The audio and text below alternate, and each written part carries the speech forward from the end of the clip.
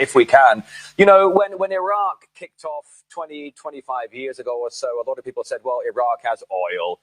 Today, a lot of people are looking at Venezuela.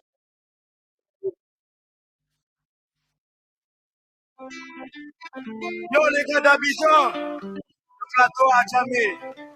On sent la douleur du frère. Biafra, c'est pas loin. C'est dans le cœur ivoirien.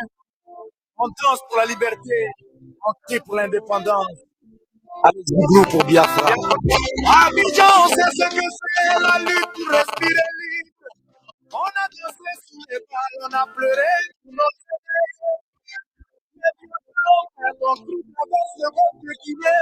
tes enfants affamés, tes guerriers oubliés, on les voit dans nos rêves. Des neiges sont sexy, aujourd'hui le feu brûle encore. Les chaînes d'Abidjan sont en couple et on n'ose plus voir. Ici, à Cocody, on boit du bissap pour ta santé. On jure, la liberté, c'est la nôtre, plus potente que t'es pas libre.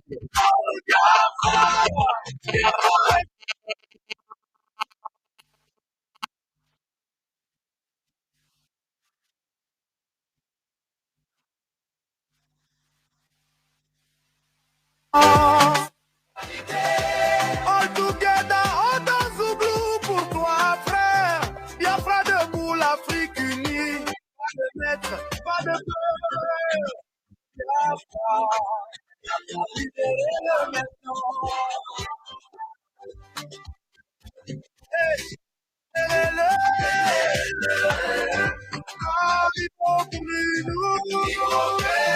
restons solidarité d'Abidjan.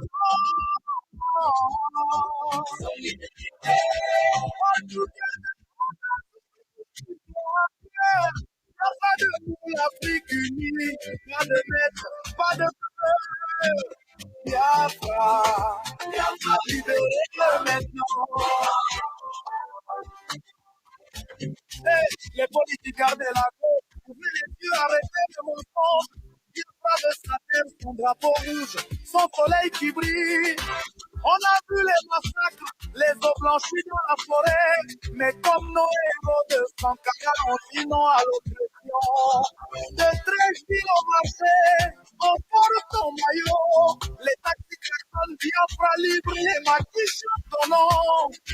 Pas de pétrole volé, pas de sang pour l'or noir. Biafra revient, on t'attend avec les ateliers et toutes les personnes.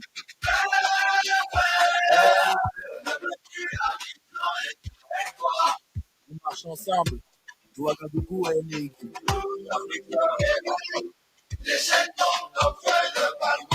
Zouglou n'oublie pas, Zouglou oublie les cœurs. Cal Biafra, responsible. Caliboku élu. Solidarité d'Abidjan. Solidarité. On danse Zouglou pour toi, frère. Biafra debout, l'Afrique unie. Pas de maître, pas de peur. Biafra, libérez-le maintenant. Allez, Biafra, danse avec nous. L'Abidjan, ta terre promise. Zouglou forever. Liberté pour tous. Peace out.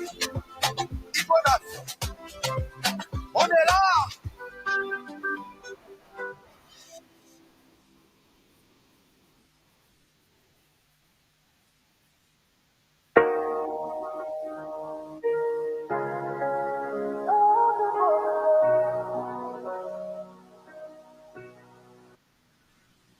In the silence of the night, where the broken hearts cry, a whisper cuts the darkness, a truth that won't die. From the streets of the forgotten to the halls of the proud, hip hop stands unbroken, speaking bold. They call you rebel, they call you slave, but you carry the weight of a people's name. When the chains grow heavy, when the world turns, you lift up the fallen, leave no soul behind. I'm bold,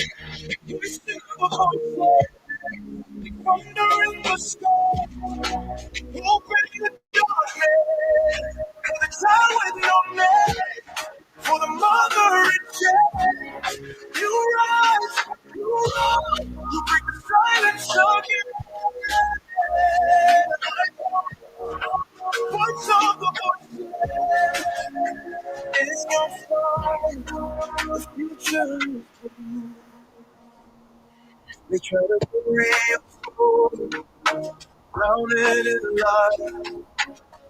There's a river that never comes out. From the red earth of Biafra to the ends of the earth, carry the dream of people's. No bullet can silence, no pain can contain the spirit that burns for the blood and the pain. You speak for the widow, the orphan, the strong. Your justice rules down like the rain that's begun.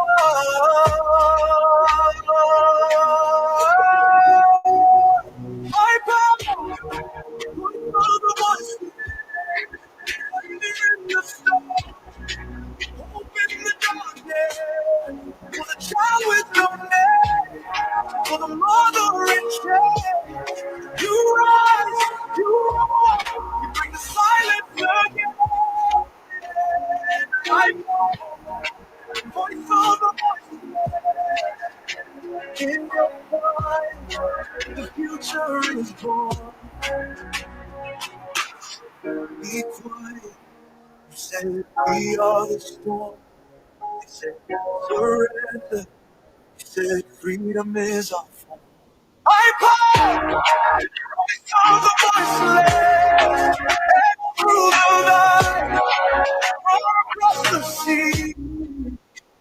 Every heartbeat, hear that sound. We got to be the march of the free. I call voice of the voiceless till the last day and the last soul. In the silence that follows the storm, your name will be carried, forever reborn. Voice of the voiceless.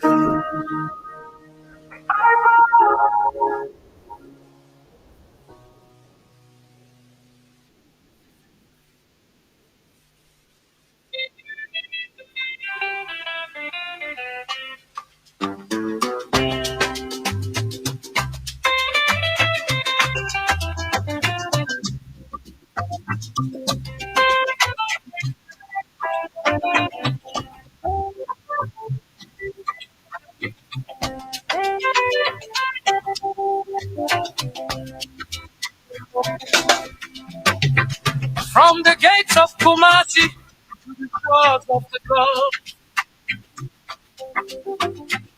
we send this song across the way.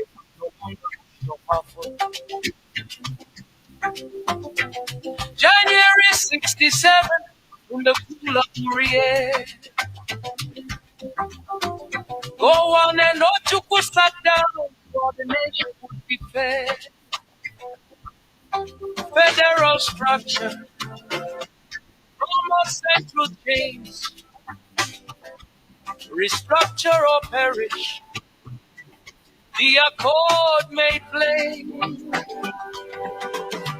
Aburi, Aburi, the promise was signed, but Nigeria's leaders left truth behind. Biafra, Biafra, the Ghana and storm. We remember the accord, we remember the fall. From Accra to Enugu, one pride, one pain. Betrayal in Abuja, but the spirit remains.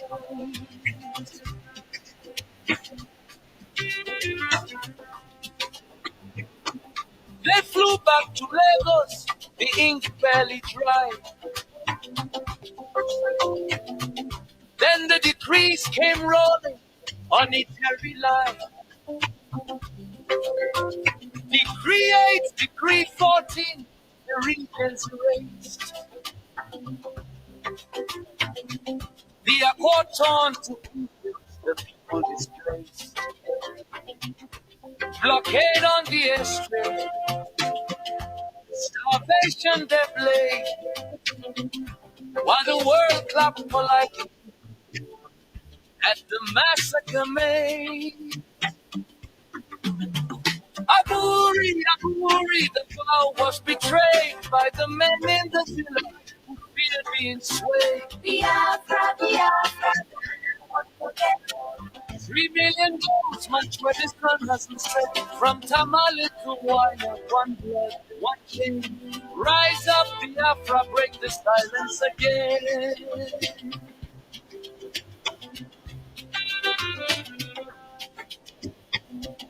Amen, Kuma wonders, divide and be conquered.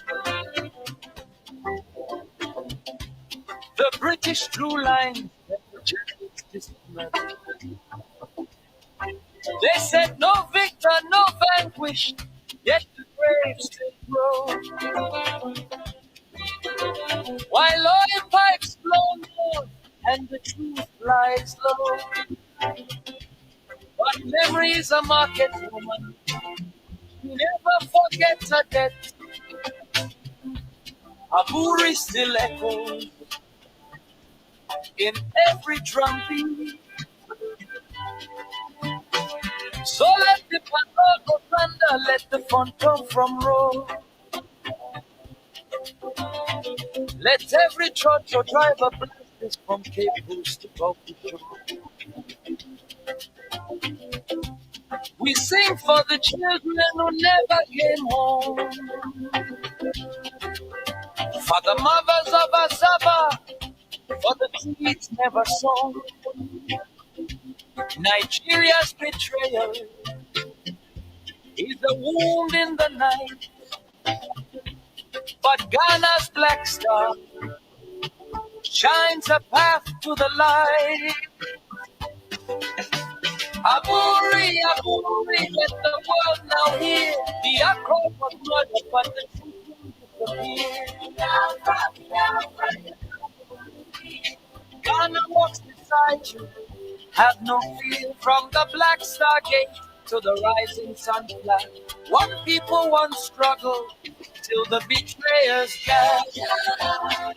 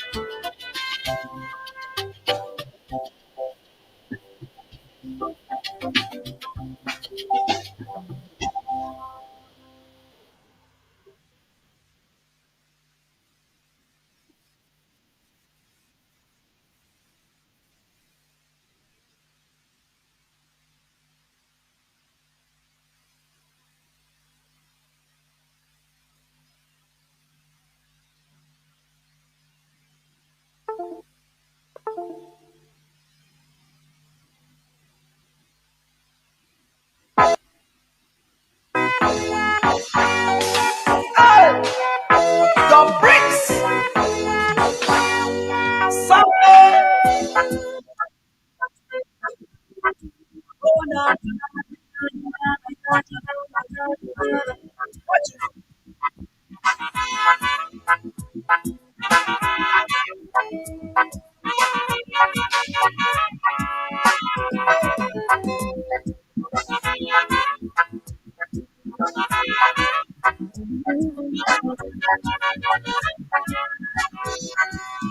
Watch me far away, see me far away. Shabada, tell me what you saw.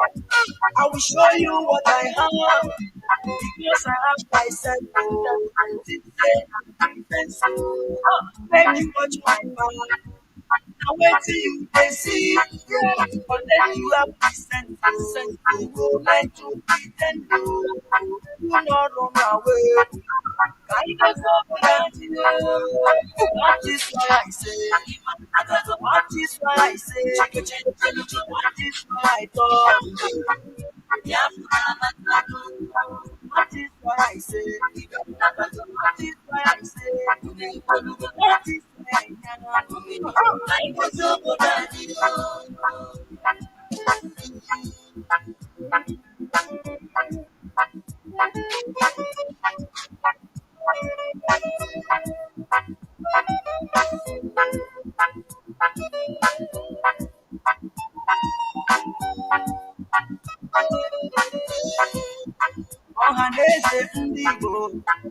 How na day? I don't come to speak my mind. We don't delay. Let the people say una eyes clear about our way. Watch out.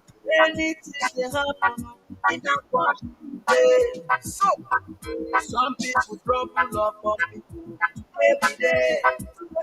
Even when you day, you go talk say you know day. I need to understand why this one happens. I need to understand why this thing happens. The promise that we come and nationalize.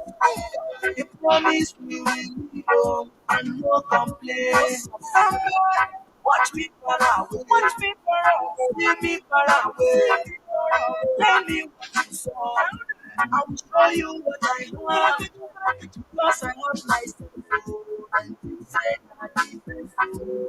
Make you watch my back. Now waiting you they see. Yeah. Unless you have the sense. So go like to pretend. Do not run away. I know somebody. That is why I say. That is why I say. That is why I talk. That is why I say. That is why I say. That is why I am. I know somebody.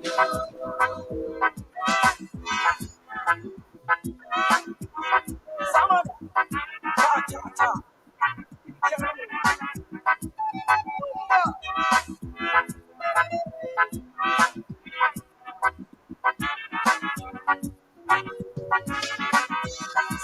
I come back again to some people say, now here we day. We don't come to stay. I say no retreat, no surrender. We're living big, but no array. That is so just killing innocent Biafrans every day. That is man is killing innocent Biafrans every day. He's a penny, he's a penny. You walk it on, I not say I not say I'm not gonna go. That is why I say that is why I talk. That is why I am. That is why I say. That is why I talk. That is why I am.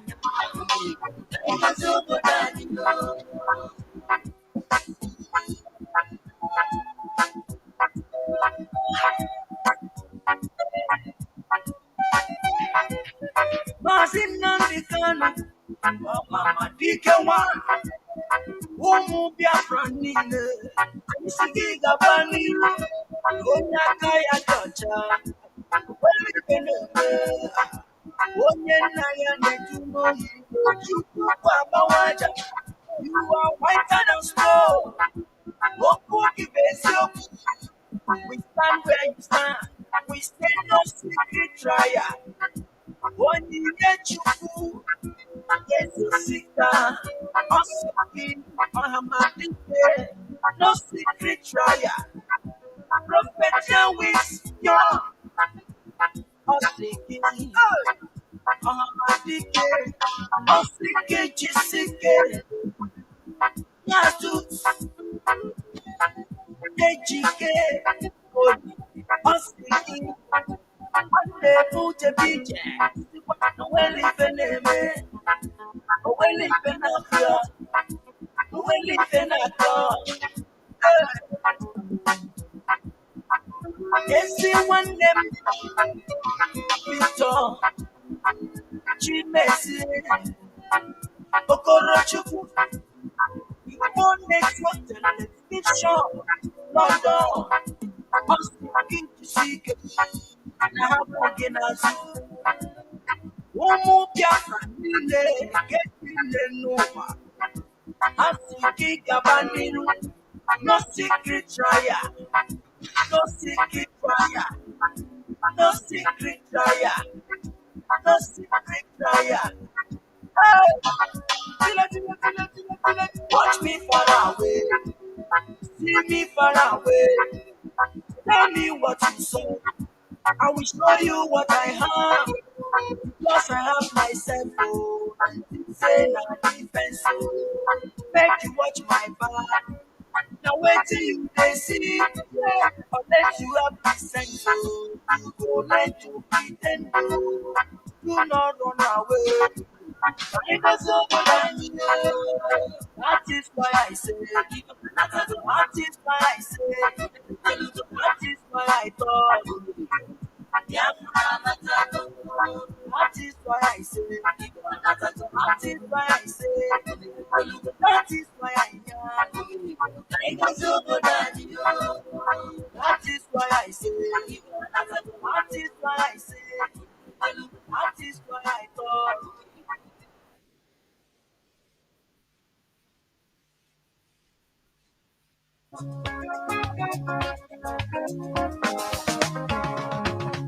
Wanawa Biafra na gizani njana vita baridi ya damu. Sisi Tanzania tunawapa mkono moja wetu ni nuru ya jua. Wana Biafra na gizani njana vita baridi ya damu. Sisi Tanzania tunawapa mkono moja wetu nuru ya jua. Wakutane ndugu za Afrika, Biafra haitaki, Mungu anabariki.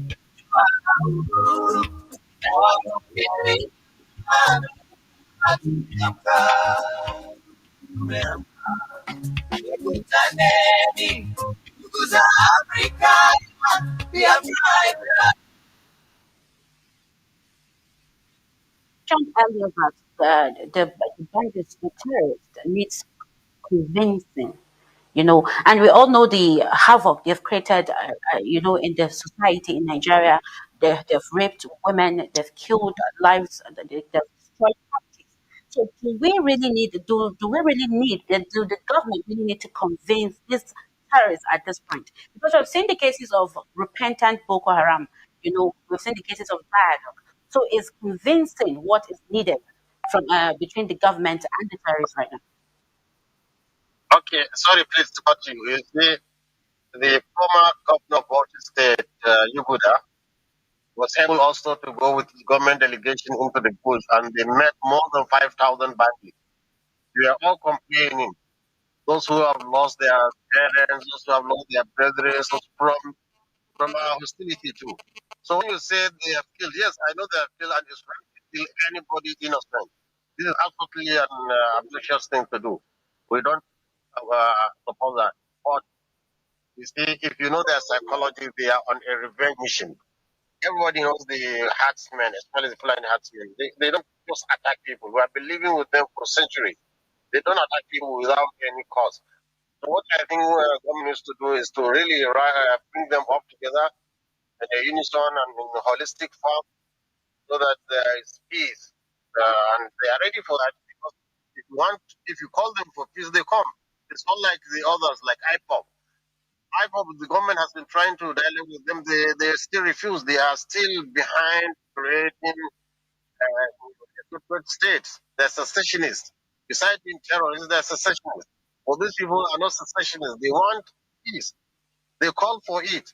In fact, they even invited a lot of media. I think Daily Trust is high time it really goes into the bush and have, although they did it before and the former government prevented it from airing on air.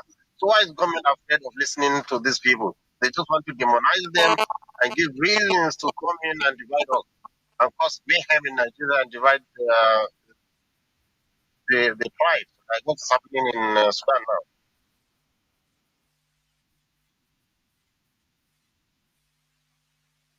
Do you agree with the categorization that it's a genocide?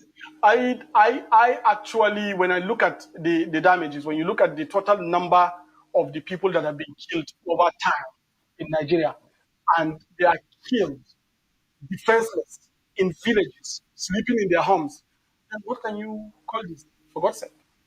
You think there's a genocide? I think it's actually pure genocide because you just come and kill people just like that. And this thing has been happening. Several villages in Katsina destroyed. Several villages in Sokoto gone. Several villages in Zamfara. In fact, in 2014, Nigerian opposition party, then the APC, were in the White House seeking for the same help in the same Christian genocide as a fallout of the Chibok girls. This is established. Don't forget, it is a United Nations Convention on Counterterrorism that empowers the United States to become the global front or focal point in fighting against terrorism. And wherever a word terrorism was defined in a given area that the US have right to protect. They call it the responsibility to protect R2P. They have right to invoke that R2P to get into that country and destroy that terrorism.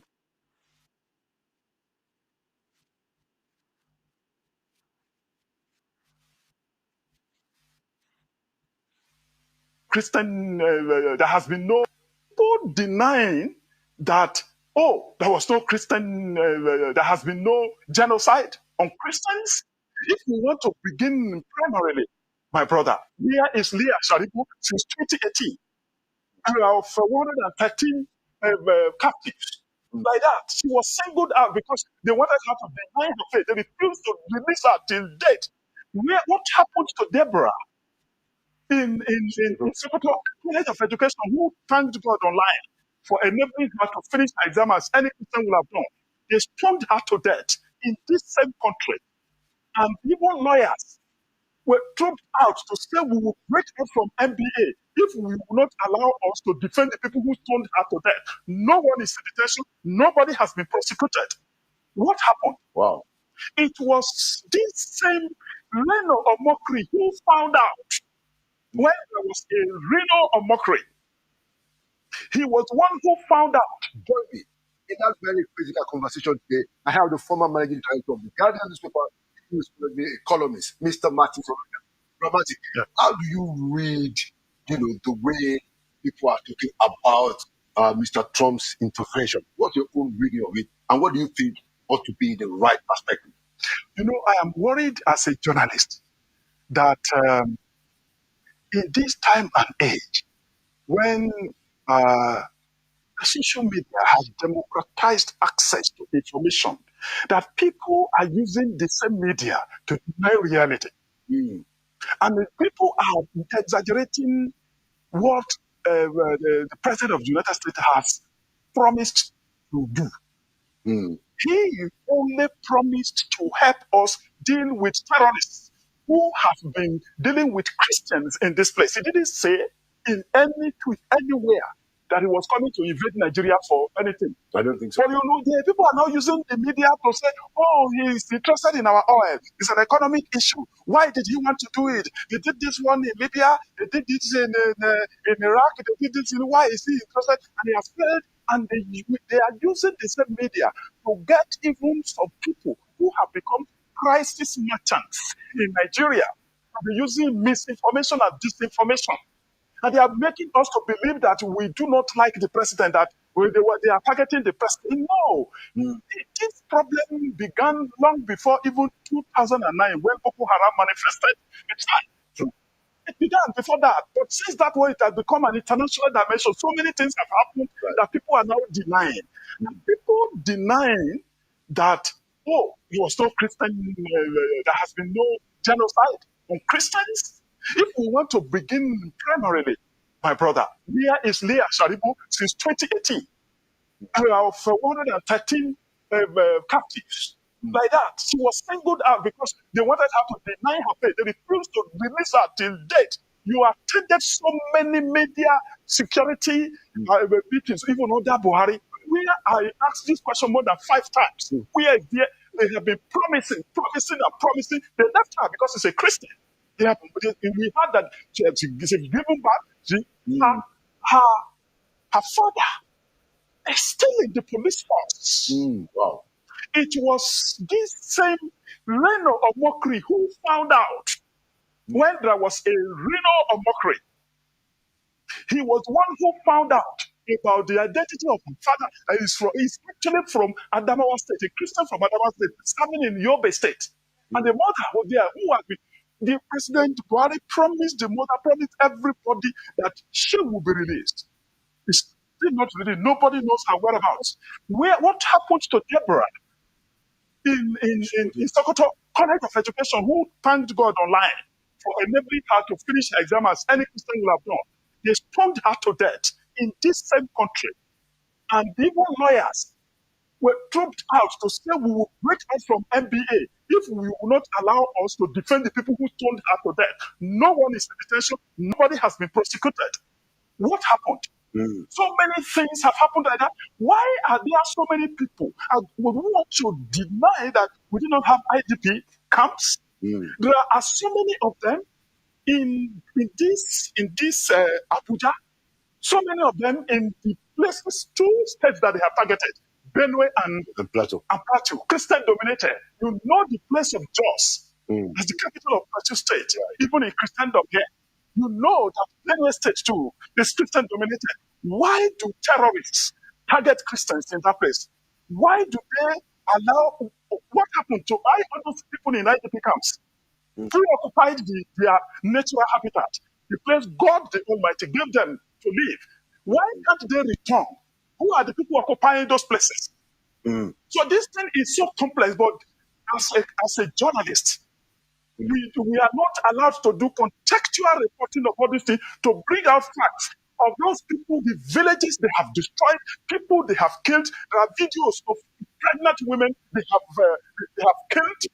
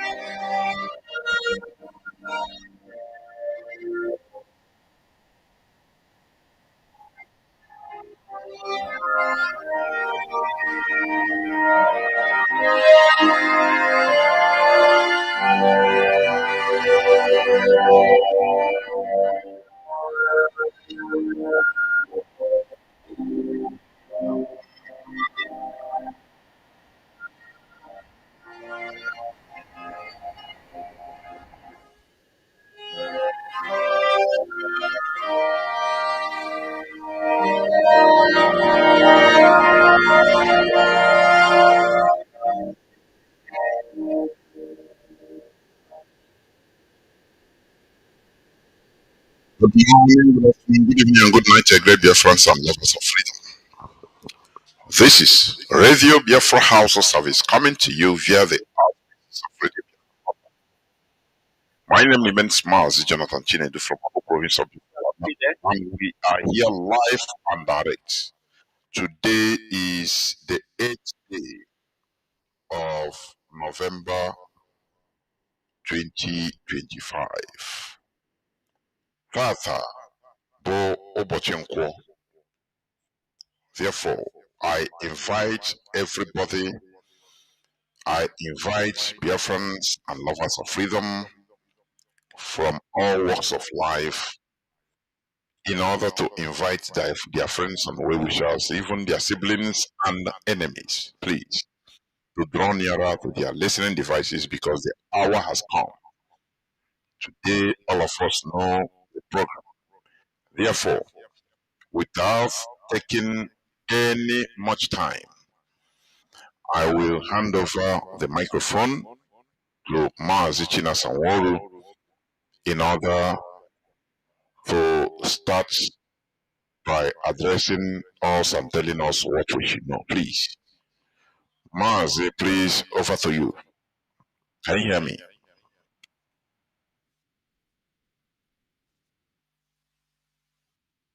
Mazi Nasa, can you hear me?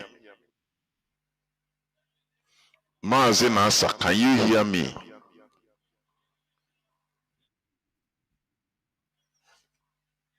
Mazi Nasa, what is happening? Mazi, yes, you are speaking and you muted yourself. Please, unmute yourself. Go on, please. No, I didn't mute myself, but I didn't hear anything, the national anthem, nothing. Okay. Okay, go on. It's okay now. Go on. Okay. Dear friends and all the lovers of freedom, good evening from here, good morning and good night, good afternoon for those of you living in all parts of the world. My name is Mazi China Nworu. Mazi China Nworu serves the indigenous people of Biafra as a member of the Directorate of State, and I come from Obingwa. Obingwa is in Aba province.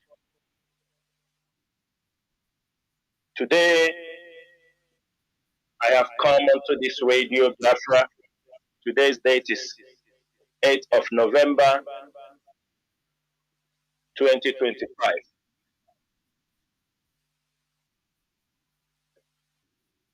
I have come here to inform our people, educate our people, and try to debunk issues, fabrications, lies against this divine movement. Let's hold on a minute.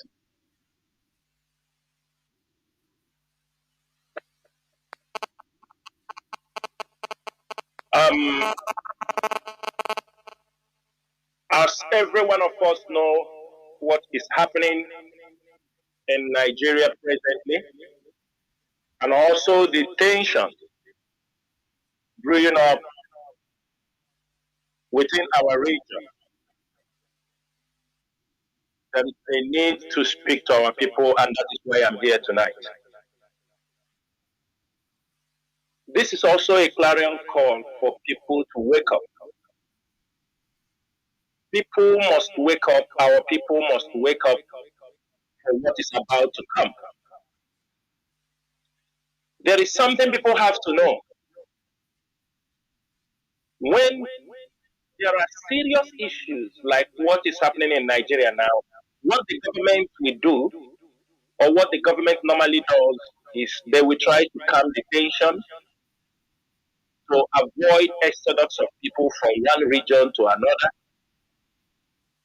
to avoid food hoarding, scarcity of goods and services, in order not to insert fear in the public. But the reality is this: something very serious is going to happen in Nigeria.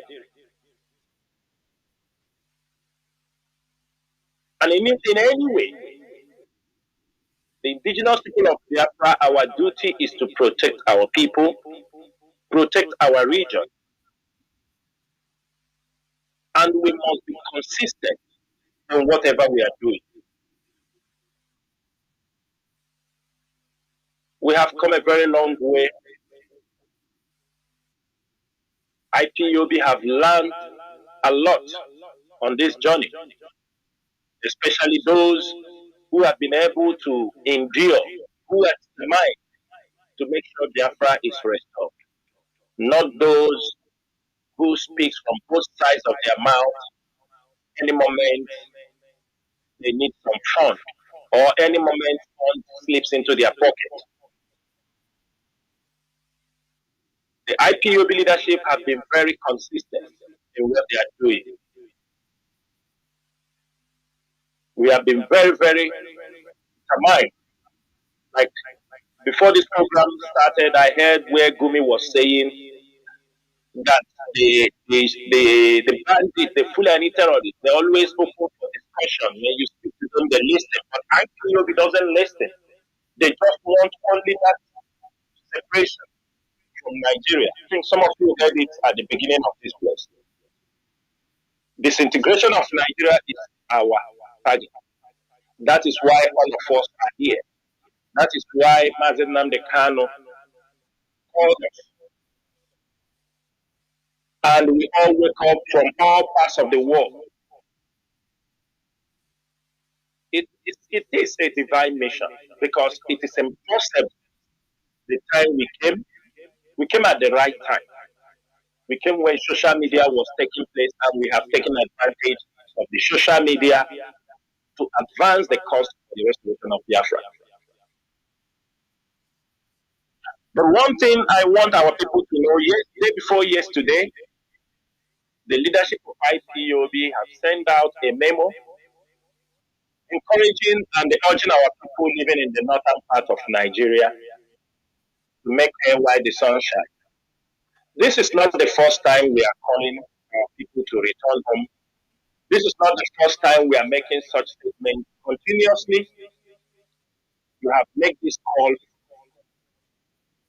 It might not be the same time we are saying it, but there is a need for most of you to prepare.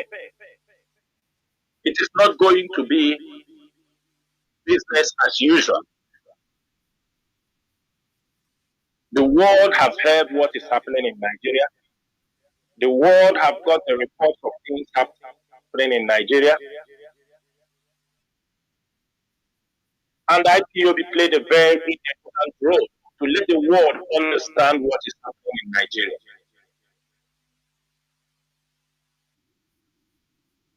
Since after the rendition of Mazi Nnamdi Kanu, the moment the rendition of Mazi Nnamdi Kanu, I know, and IPOB worldwide, those who are still under the leadership of IPOB, we have maintained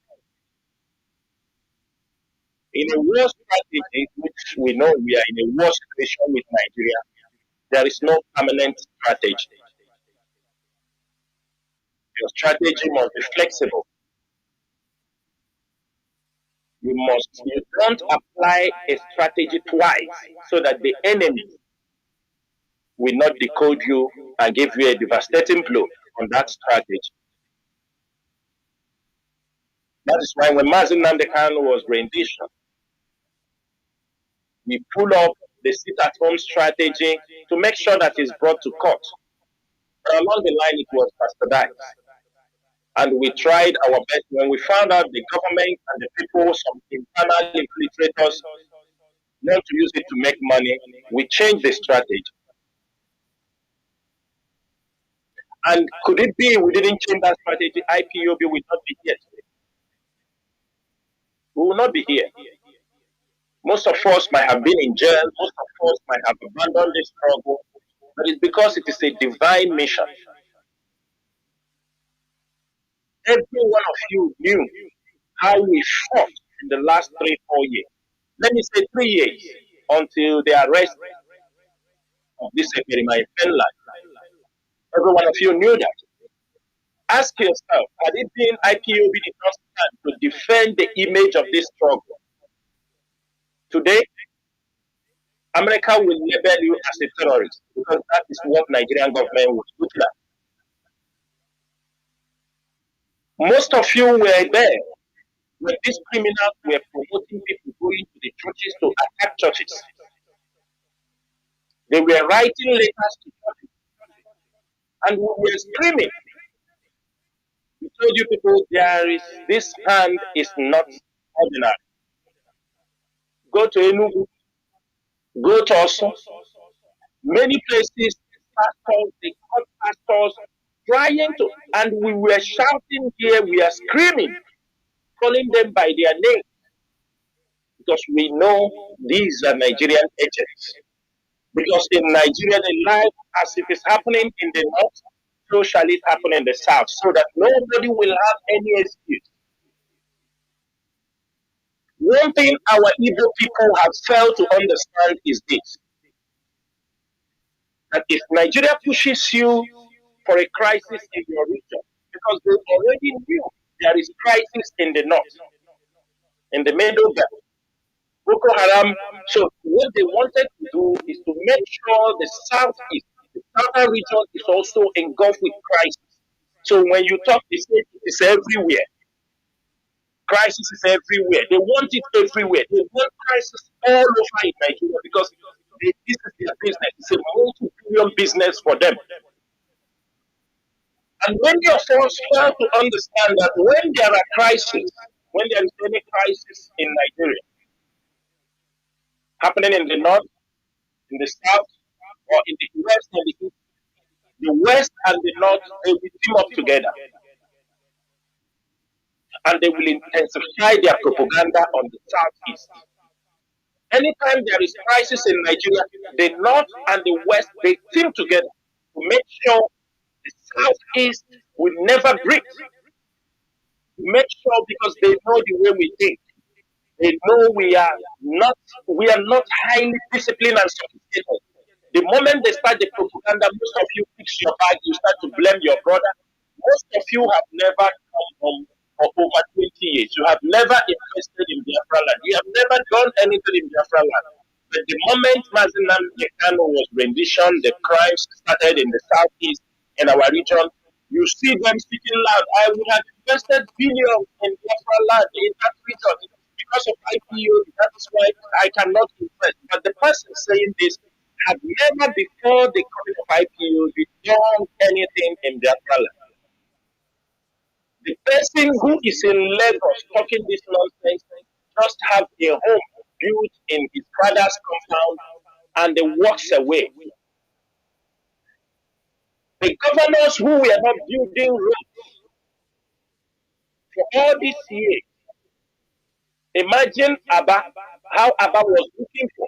But all the whole blame was given on IPO. It is IPO that because we don't invest in Biafra land. It is because of IPO, the kidnapping happening, but there is nothing that concerns IPO with them not trying to invest at home.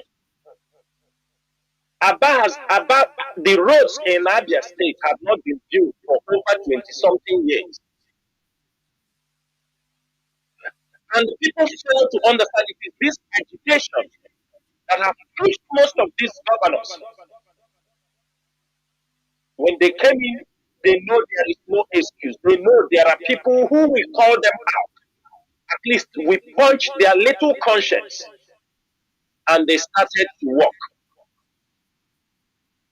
Today, Aba is a place people can go and live. Aba is a place people are relocating. Enugu is a place people are talking about. Anambra, even in State, people are even opening their eyes before it was business as usual. This is what IPOB have brought to the Eastern region. We know it's very difficult to educate the people, to create awareness.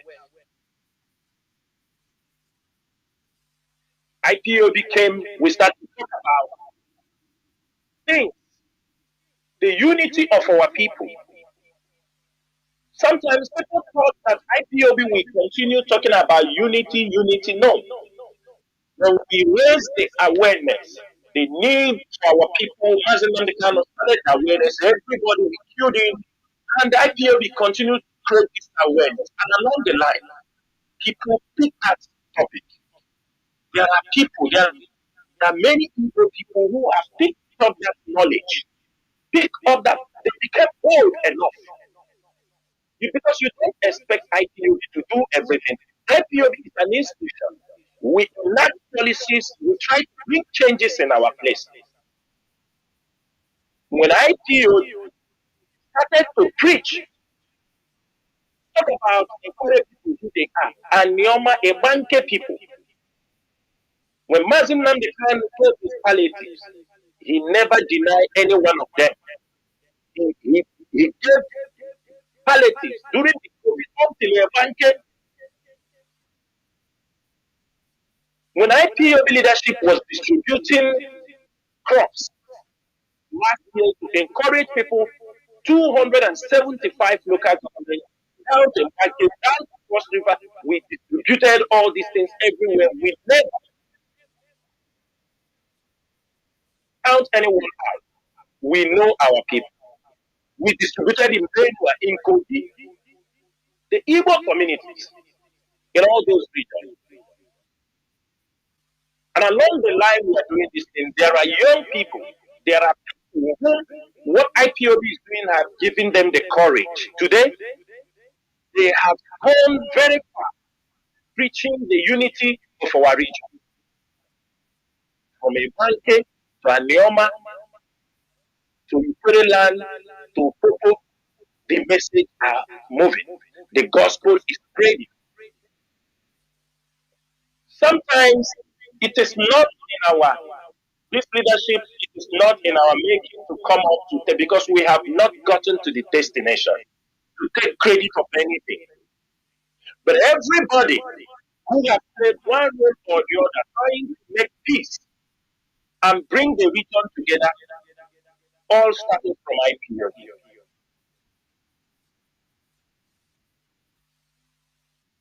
When IPOB picked on Saturday to make religious awareness, education, some people did not understand it. But today, that awareness, that teaching, because you have to touch certain things. Is there no difference in Biafra land over religious miracles and abracadabra happening in our land? Today, are the pastors speaking anyhow again? Are they dishing out false miracles? Nobody questioned them. No governor, because all of them are the same. Are you seeing miracles work in this, do this? Are you seeing their posters everywhere claiming what they know they were using to deceive the people? No. There is sanity in the region. The rascality of fake pastors and all these people in our land has been curtailed. Who made it possible? IPO. Today, no pastor can be so proud of what he knows he cannot do. Comes out in the public and starts claiming these were all confusion everywhere. They are creating confusion, no institution to caution them. No governor can caution them because they beat them during their election time. No police, they pay police. They are going with the police. The DSS are securing them, those fake pastors. The ones that they have sold to River Jordan, they have sold to River of Beersheba, they have sold the nail that was used to crucify Jesus. Everybody, people were clapping for them. Most of these things have been compelled today by indigenous people of Biafra. At least they know there is somebody, there is a group of people, there is an institution somewhere that will call them out for their crimes.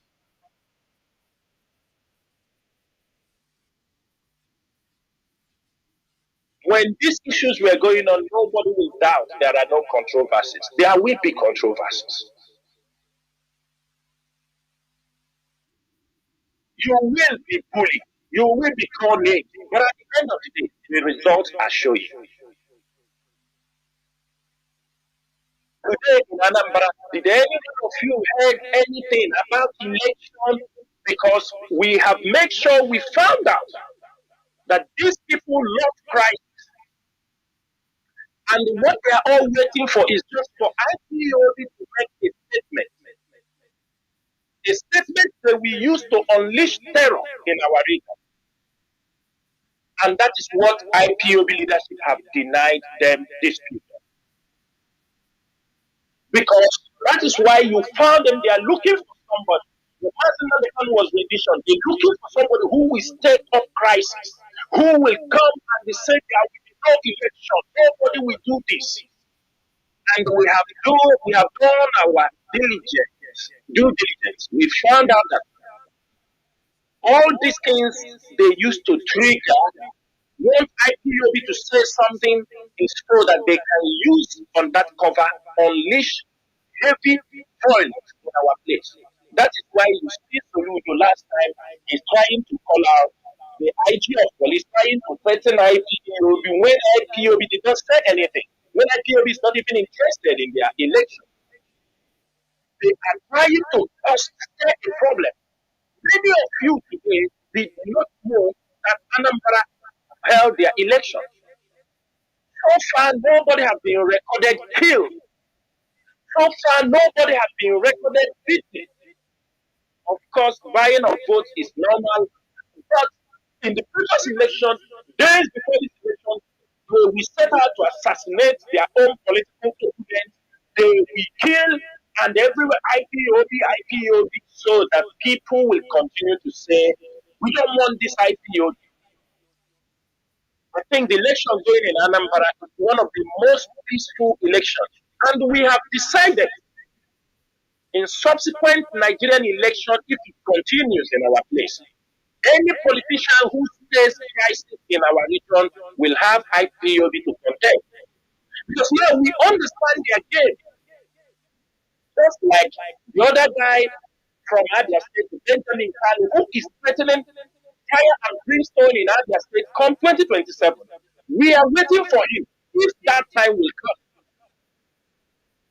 Because they love to set price everywhere. Kill the people, find somebody to call them, climb into power because all of them are criminals. Most of them, as you see them, they are criminals. These were people in drug businesses. They were killing each other to make money. Many of them, I would say 90% or 85% of them, they were involved in one illegal business that always lead to killing when you fail.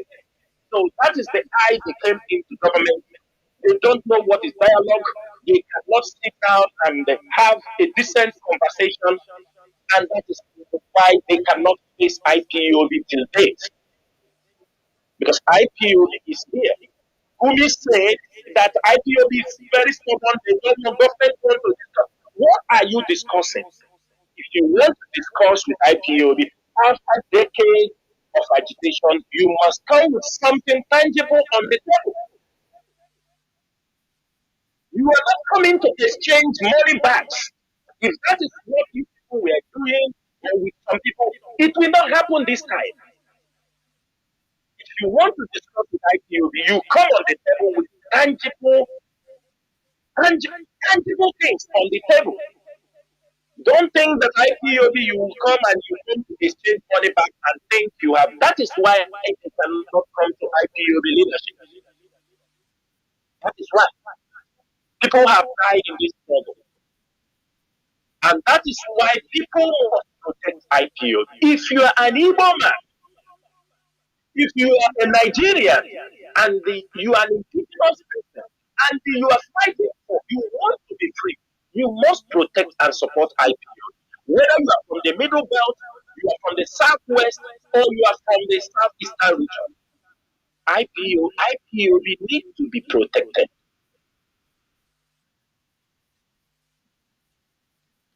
IPOB needs to be protected.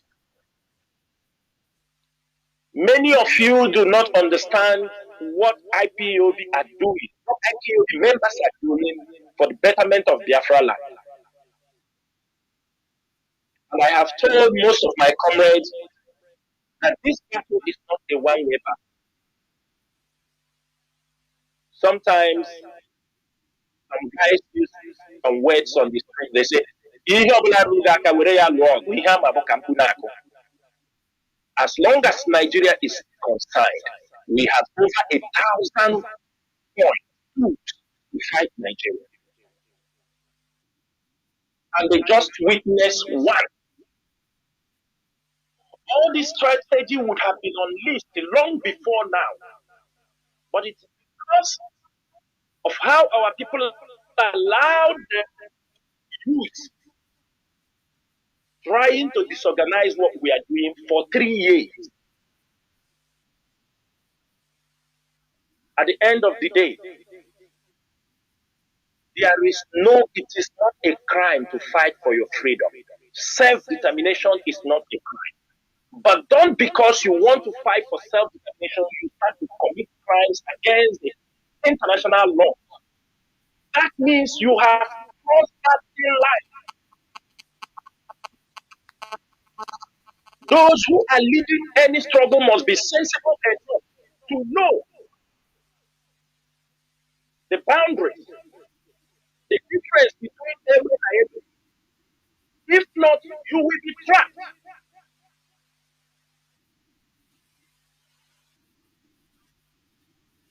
For the past 3 years, people thought that it is coming, you threaten somebody, that it is not going to do that.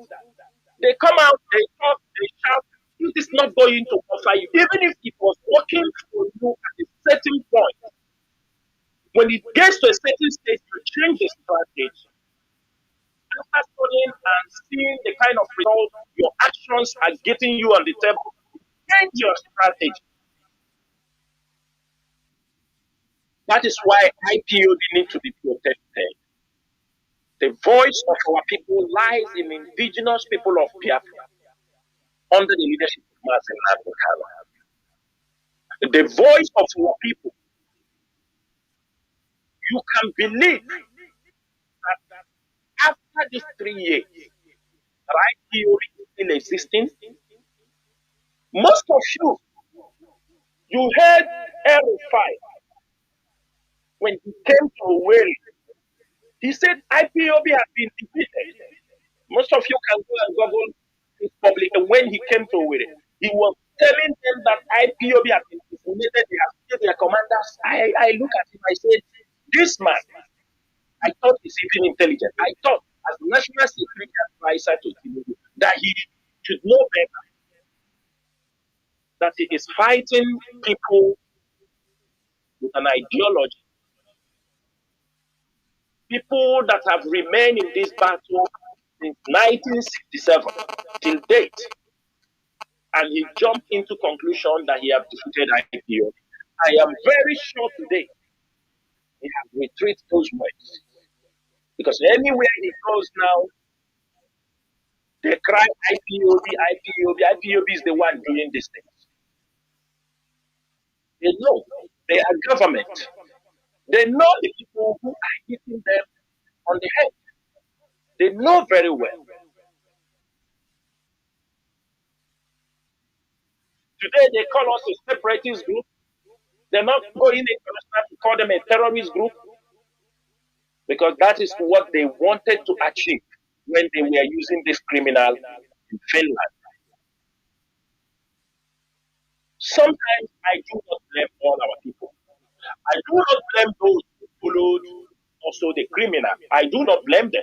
Some of them, I do not blame them. That was Nuhu Rebani, not R5, Nuhu Rebani. I do not blame them. Because many of them lack information. Many of them lack complete information. What they know is that there is somebody who is talking about Biafra. Of course, because our people are very, very emotional about Biafra, you see them jumping up for Biafra.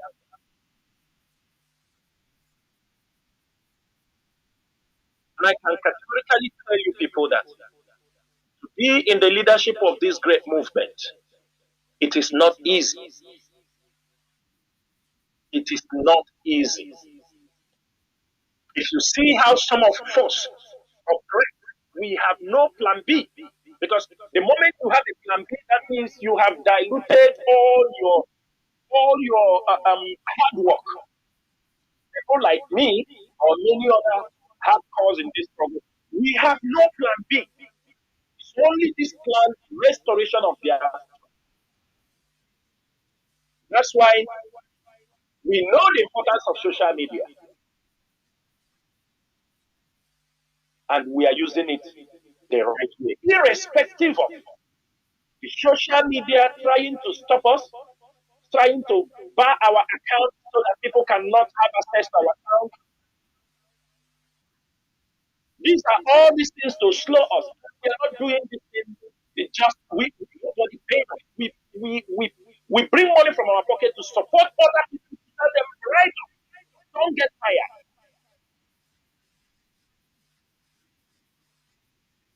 Some of us having a coverage of 12, 13 million people to view our post in a couple of 20, 25 days, 26 days. And we are setting, we need to reach a staggering number. And that's what we want everybody.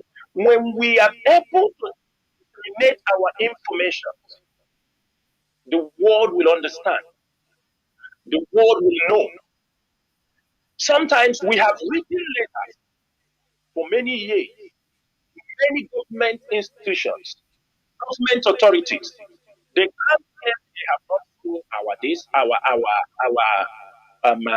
letters or petitions or what we are agitating for. But this period is a different period in this struggle. The Igbo people used to say, I think our consistency, nature is about to reward this movement. This struggle is getting the attention it needed. And that is why I said we must protect IPU. We must protect IPU. And I'm using this opportunity to call all Biafrans. Rise up and support this movement. Are you an Igbo? Igbos in diaspora. Some of you, we look at you, we laugh. Let me say it. You may doubt it, or you may, I will reiterate it here. Unless I am not alive, or some members of IPOB leadership are not alive. Most of you in diaspora are so wicked and mean and selfish that you have failed to support this movement. You have failed to support this movement thinking that all is the way you are thinking it. And I can promise you, the table will definitely turn around. And I will say it this evening. You can continue to fight that Biafra will not come. But it is not in your hands. Because for you, the only thing you will do is you can sabotage us, you can come and speak on your Facebook, you make YouTube, you discuss and you talk. After talking, one thing I have to promise everybody is that if you live in diaspora, Biafra comes tomorrow. You will find it difficult to step your foot in Biafra land. We will put this policy down. And let me, it is very simple. Some will tell you, how you tell me don't to return to my fatherland.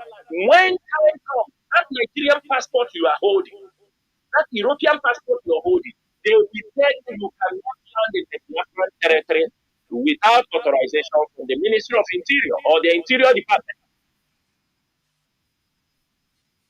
And you will tell us how you have supported this struggle. It's a letter, one letter to the IATA, the airline. And you come, the way you used to travel, they check if you have a free visa. You said, I am Nigerian, they tell you, no, you need to get a visa. You need to get approval to arrive in that region. All the Mekunonanya. Go and write it. Today's date is what? Today is 8 November 2025.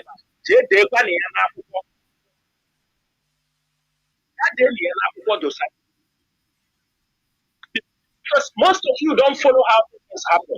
In our present, South Sudan in 2011, when they become, it's just one single letter. They write it to the airline. Anybody holding Nigerian passport without getting a visa process from home will not be. Nobody will pick you from where you are, the place of to land. Few people are in diaspora for years. maintaining the struggle. Some of you who have dubious behavior are using it to cash out. You're using it to cash out. You're using it to make money. You're using it to make mockery. Why people die for this struggle? Instead, even to give ordinary moral support, you cannot give. What you will do is you sabotage. You better take money from the Nigerian government, 50,000 to sabotage IPO.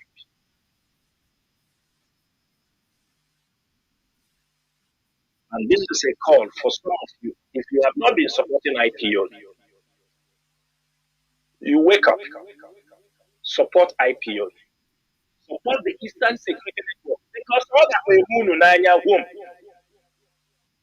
what is about to come, you cannot contain it. With this behavior all of you have, if anything happens, all of you will take your bag.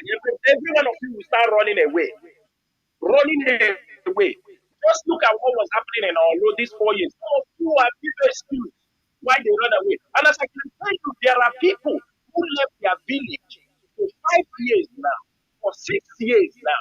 Just they left their village, moved to Lagos, or left their village, moved to Port Harcourt. They are still in that region, but for 4 or 5 years, they haven't returned to their homes. They haven't returned. And if things don't get better, they will never return.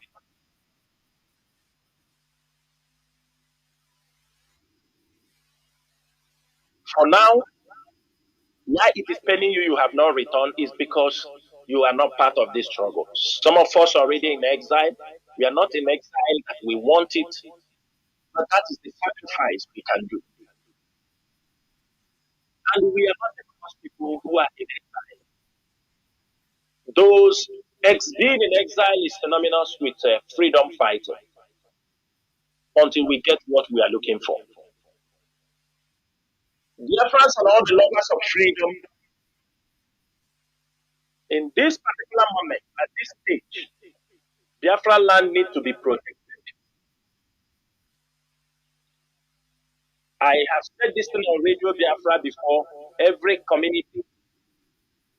community should monitor if you have waterways in your community. Clear these waterways. Monitor these waterways. It's very, very important.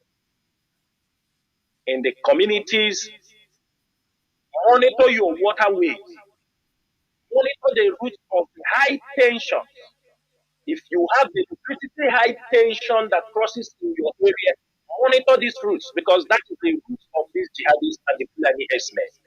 For example, when they attack, they want to return back. Maybe when they are being busted, sometimes immediately they get that high tension back. It is a one-way for them back to the north because they don't know our place very well. Every community must make sure that there is local vigilante in their place. But let me say, some of our youth are very stupid that the politicians will come together just to use you people. They will use you and they will start telling you, look for us where IPOB members are. You are causing problem for yourself. Because they recruited you, they ask you to look for. Sometimes there are certain order we don't want to give. We have given order, we know the consequences. We have realized the power IPOB has. That's why we are very careful before we. Some of these people who stay on social media to talk past IPO, abuse the leadership of this IPO, abuse Mazi China Nworu. One thing they fail to understand is this. That we can come on the radio under the authority of IPO leadership. We declare you wanted in any country where you are. You cannot walk in the midst of our people any longer. We can make your life miserable. That is what people don't understand. But we believe, allow them so that it doesn't be like IPO be shutting people down. They say they are afraid. If you are speaking where our people are, we found out that really we need take care of you. We will come and announce, we will come and announce certain things on your head. You will not walk freely any longer. You will be hiding all your life. But we don't misuse this power. We're not going to misuse it because somebody says something against me or somebody says something against the leadership. Because when you give that order, something happened. The person lost his life. What happens next? Because he talked, because he criticized you, because he said something against you. People don't know how dangerous this mission is. It's a very dangerous mission. That's why I urge every IPOB member to be very careful. Even if you leave IPOB, my brother, keep your mouth. Nigeria cannot protect you.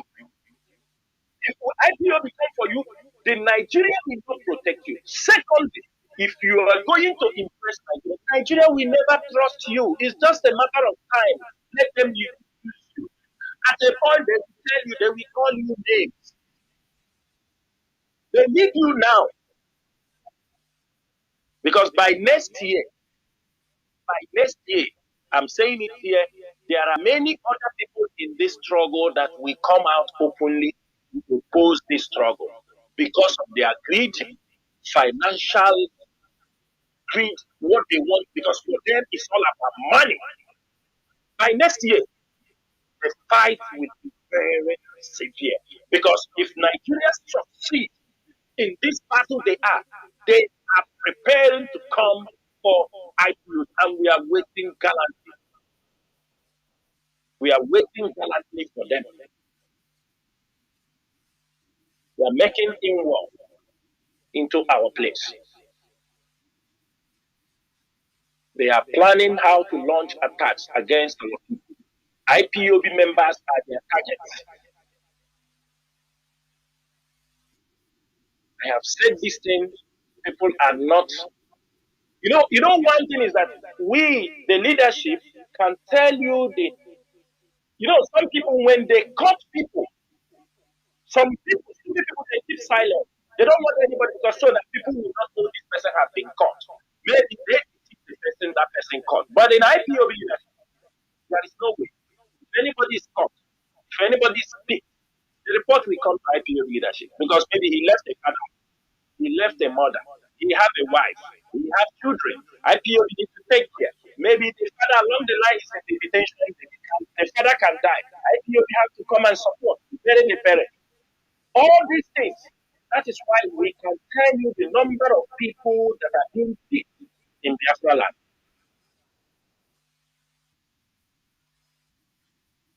That is why we say protect IPOB because it is IPOB that will protect your people. IPOB have released a memo. The Southwest government released a memo telling the Yoruba people, the Yoruba nation, the whole Southwest, to be on high alert for the eventuality of what Trump is about. If any governor, any of the governors, did the governors in the Southeast even come together to make any announcement? No. Instead, it is that one back, Soludo, who is coming to tell us Christians killing Christians, which has nothing to do with the matter that was on this burning fire matter. It is Christian killing Christians. We are talking about genocide and Islamists destroying churches. These criminals are they attacking churches? These are normal criminals. We are talking about the mission, the activities that are coming because they want to deflect attention. They want to deflect attention. IPOB have given most of these politicians time because it's always good to give people the opportunity to change from their ways, or when somebody is not even caring for you, that you are looking to fight the person, we are giving them time. Because if IPOB reacts, they know it can be dangerous. If IPOB reacts, they can't walk on the street. they will be stoned on the street. If IPOB reacts, they cannot attend any ceremony. If IPOB reacts, their families will be in danger. If IPOB reacts, they will be hiding. The bulletproof car will not be enough again for them. They will be using bulletproof and they will be hiding. That is why, because we know the power of IPOB, we know that if IPOB gives the command, something will happen. Don't doubt us. If you want to doubt us, that is for your own stupidity. That is why we told you sometimes we have grown to be a state actor. If you like or not, it's up to you. It's only IPO that can give an order which is respected in the whole region. Soludo can give order only in Anambra, and if we want to counter him, we counter him. But he can't give order the whole of Biafra land. Kodima can give order within Imo State to run around, but he can't give order the whole of Biafra land. Likewise, Mba, their powers and the movement in their state, they can't even come together. Only IPOB can do business. And we have told them that we are not after them. We want the development of our place. But you don't see them reciprocating. They're trying to make that, you see them putting propagandas up and down. They come up, every day they come on the newspaper, IPOB Sepaha, IPOB Asegeha. IPOB Sepaha, IPOB Asegeha. Who are you really fighting? If you want to fight, pick somebody you want to fight.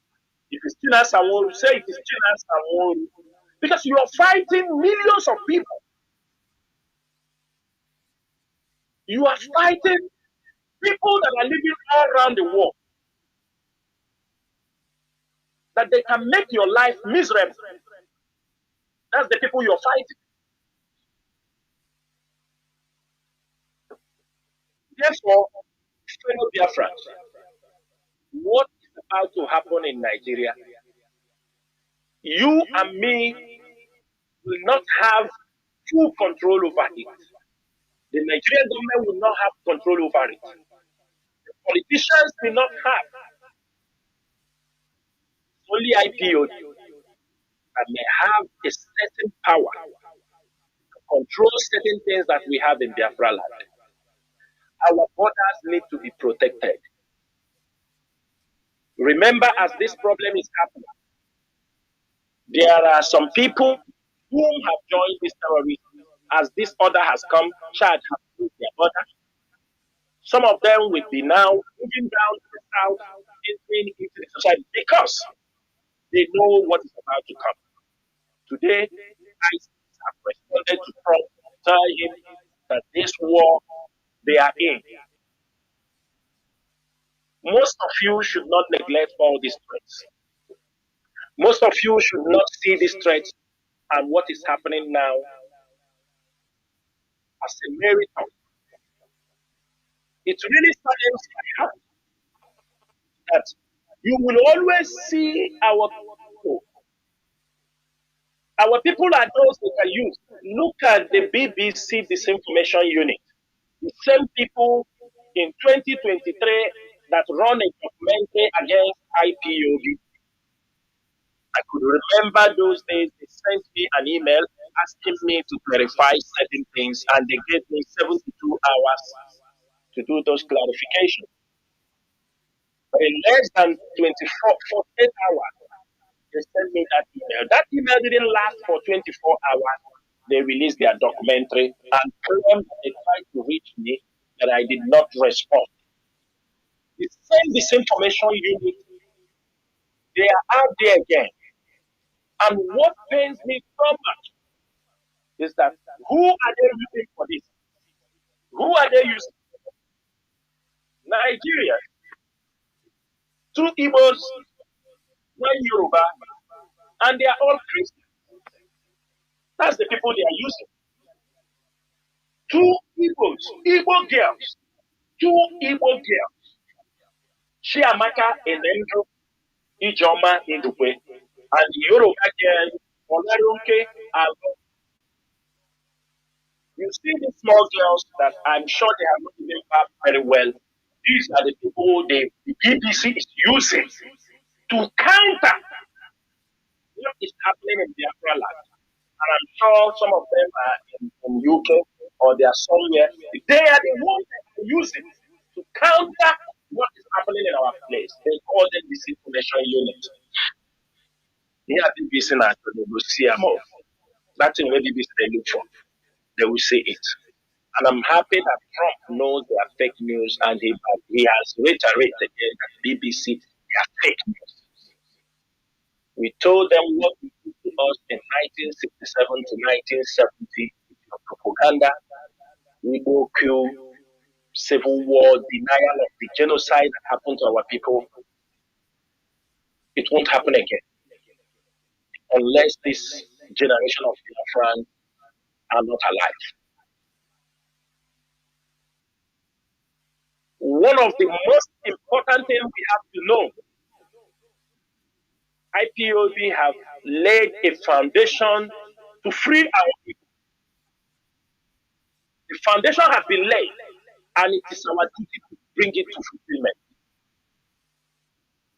Biafra is being discussed around the world.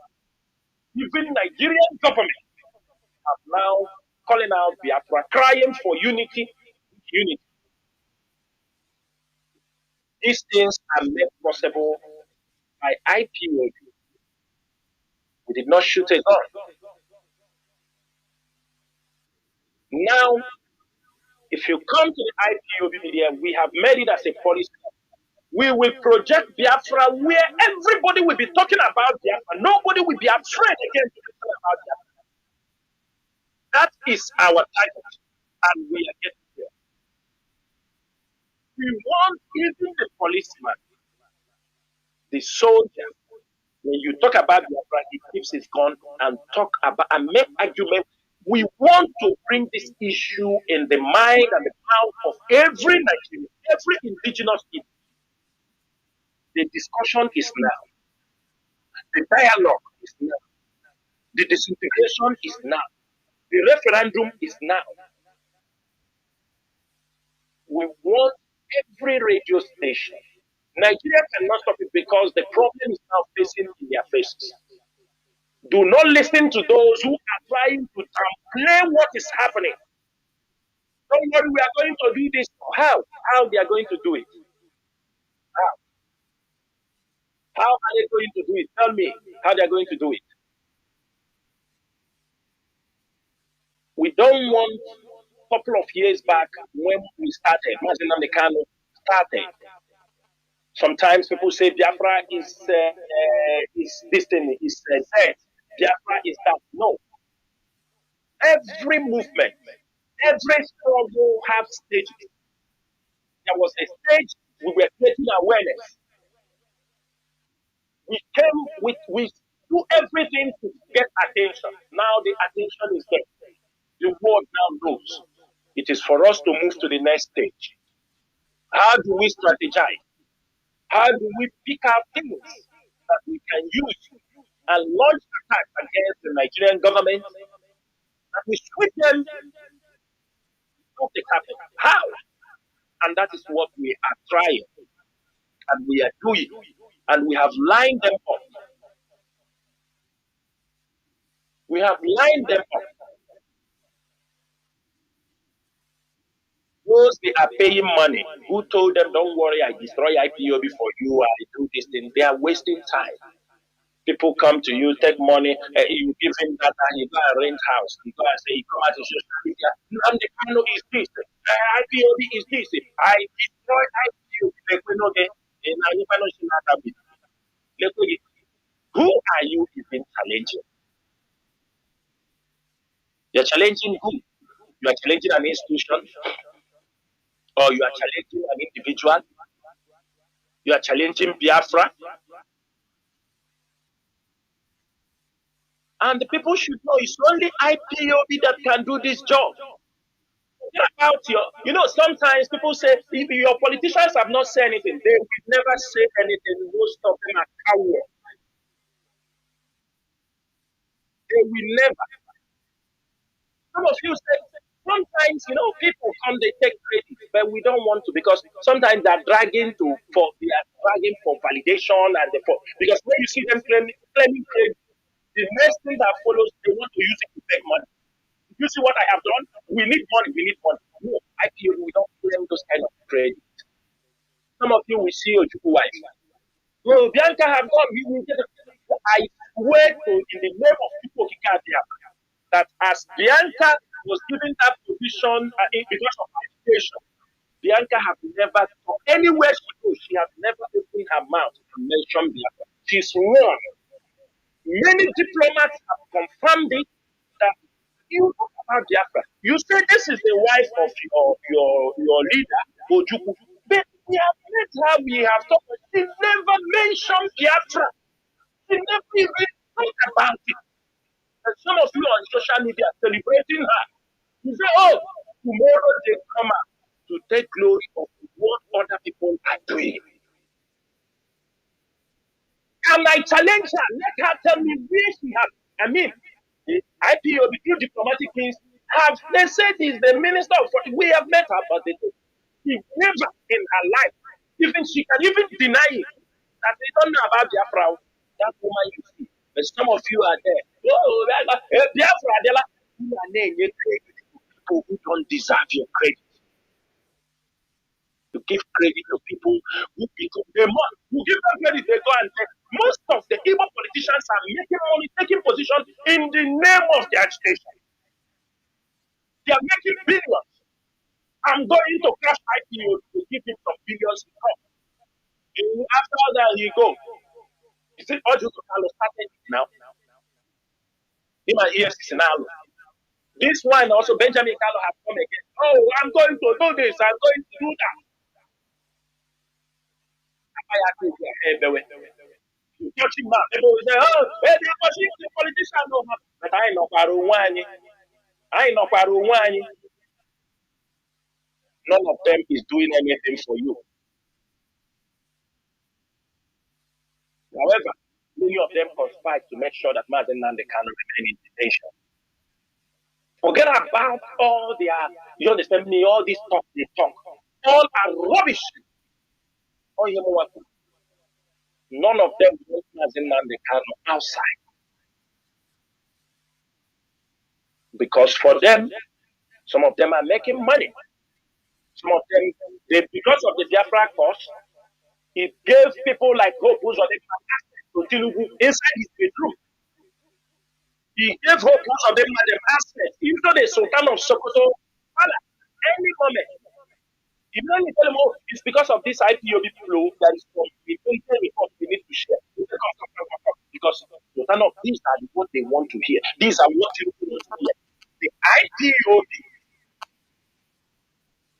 IPOB, the name IPOB open doors for these politicians in Southeast. They only need to lie.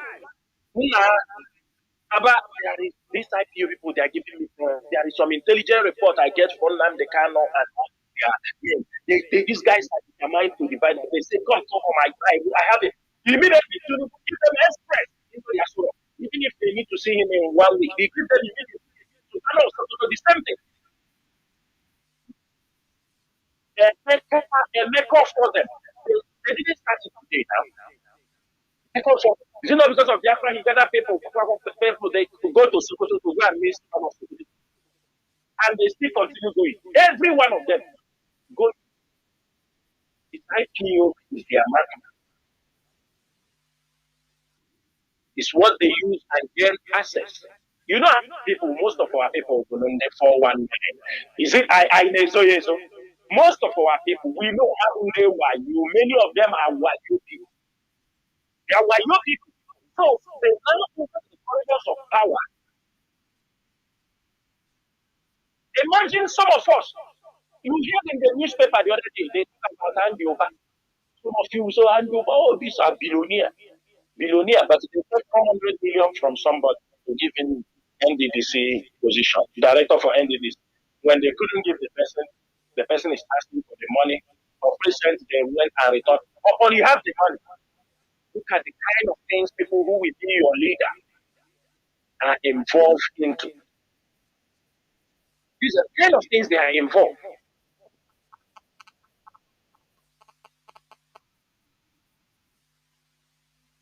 The main issue here is you have to support IPOB. Forget, we will have some people who will attack IPOB for one thing or the other. It is normal. Don't get distracted. All the IPOB media, you can bear me witness what I have told you a couple of months ago. Are we getting results? I told you, leave these people that are yapping on the social media. Focus on the work.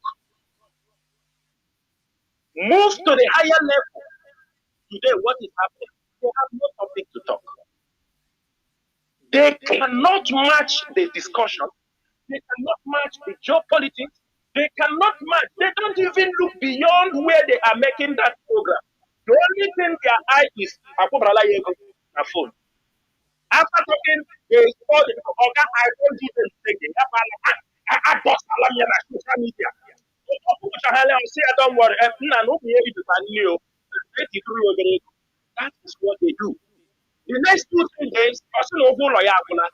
They want equipment. If they say we need one equipment, if we use it now to progress, we will finish IPO, we finish finance and we'll do this. I say which equipment? Or say I can support equipment here. I try to go after a year with it. Which you wear,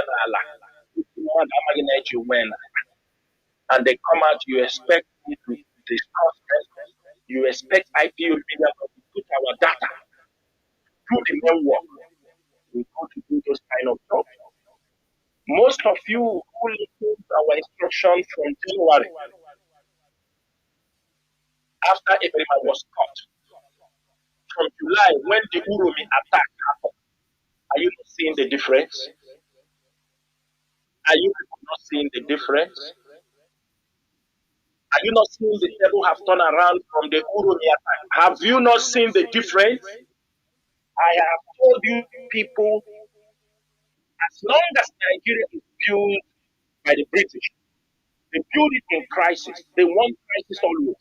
We must not allow our place to be the center where crisis will be built. We will take the crisis. When we say we go to offensive, we are doing that not with bullets and guns.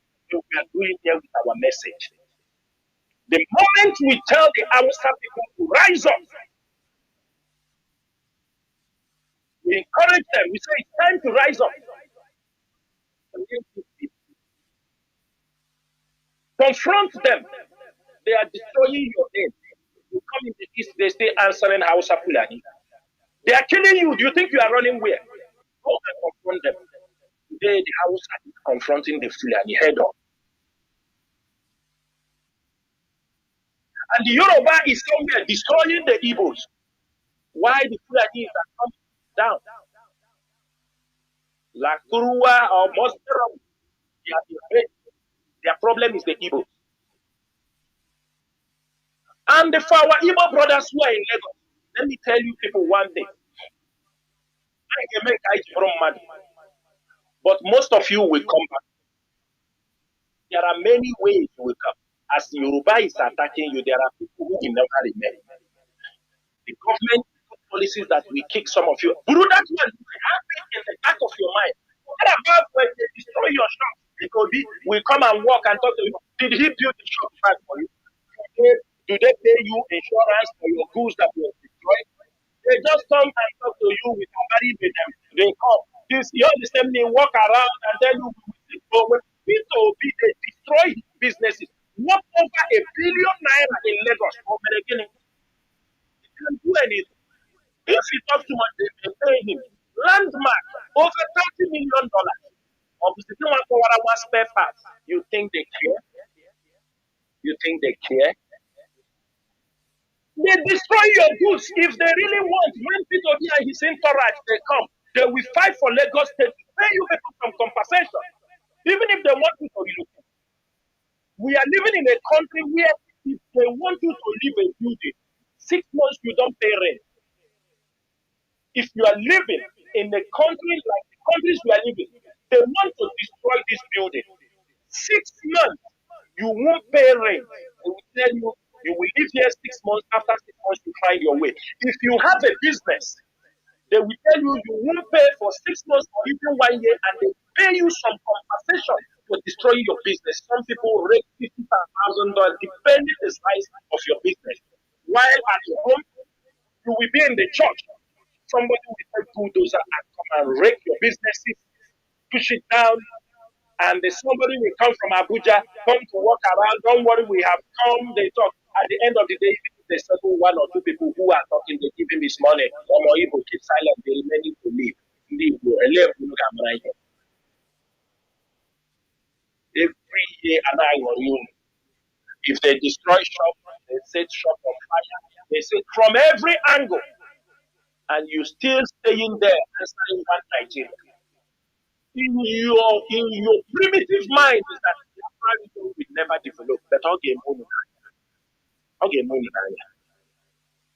of you don't even know that land has appreciated at home.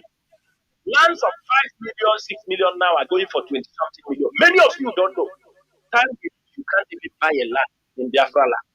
They will tell you it's a place you cannot buy.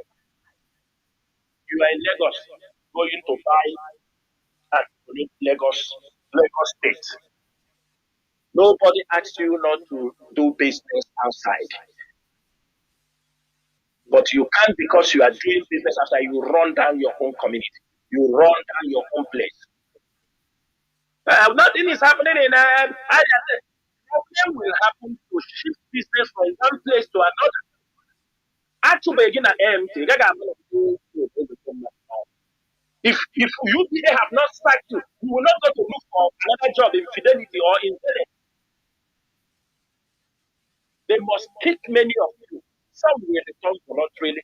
Some will return because their businesses have been destroyed. Some will return because they cannot meet up. Some will learn from what is happening and they return on their own.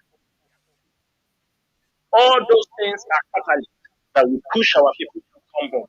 And that is why IPOB want Biafra land to be peaceful. Because they don't want Biafra land to be peaceful so that most of you will not return. That is why we must take this crisis down to that place. We must come to their place to open the eyes of their people. We must raise those agitation. We must. Nothing will stop it. We must. As we are handling the Fulanese and the Hausa of farmers, then the Christian genocide arrived. There are issues that are coming up one after the other. IPOB we have not tabled our own.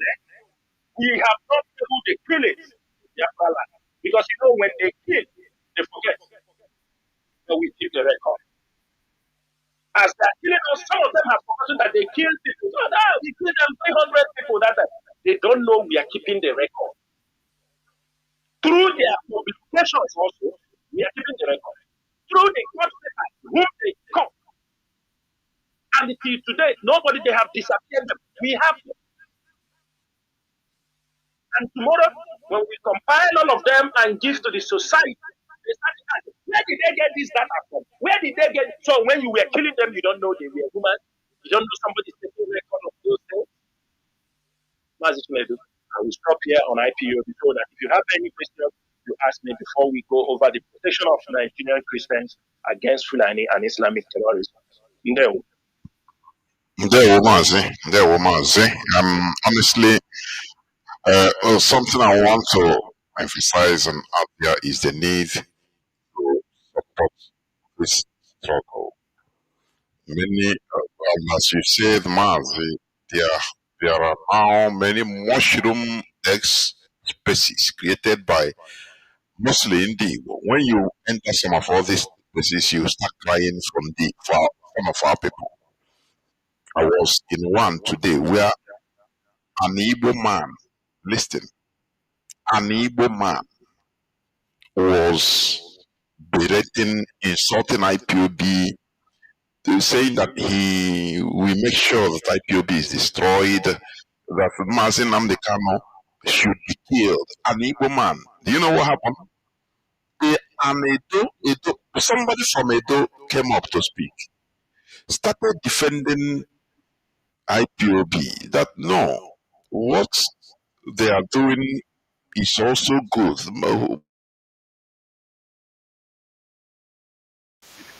He said he's not an Igbo, and I check it.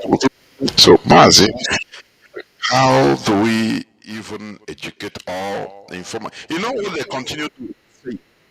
Because that is the propaganda that no, IPOB kill people in Oso. IPOB kill the people in Oso. And we have told them countless times that this is Nigeria government ploy and false flag operation.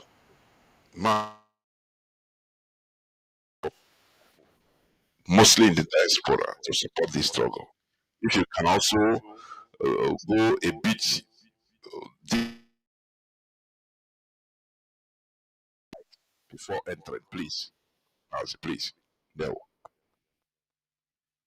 Mazi, this particular issue you have raised, how some of our people, the moment, that is how you have to know, the moment the issue of this Christian genocide came to the public, became a public discussion.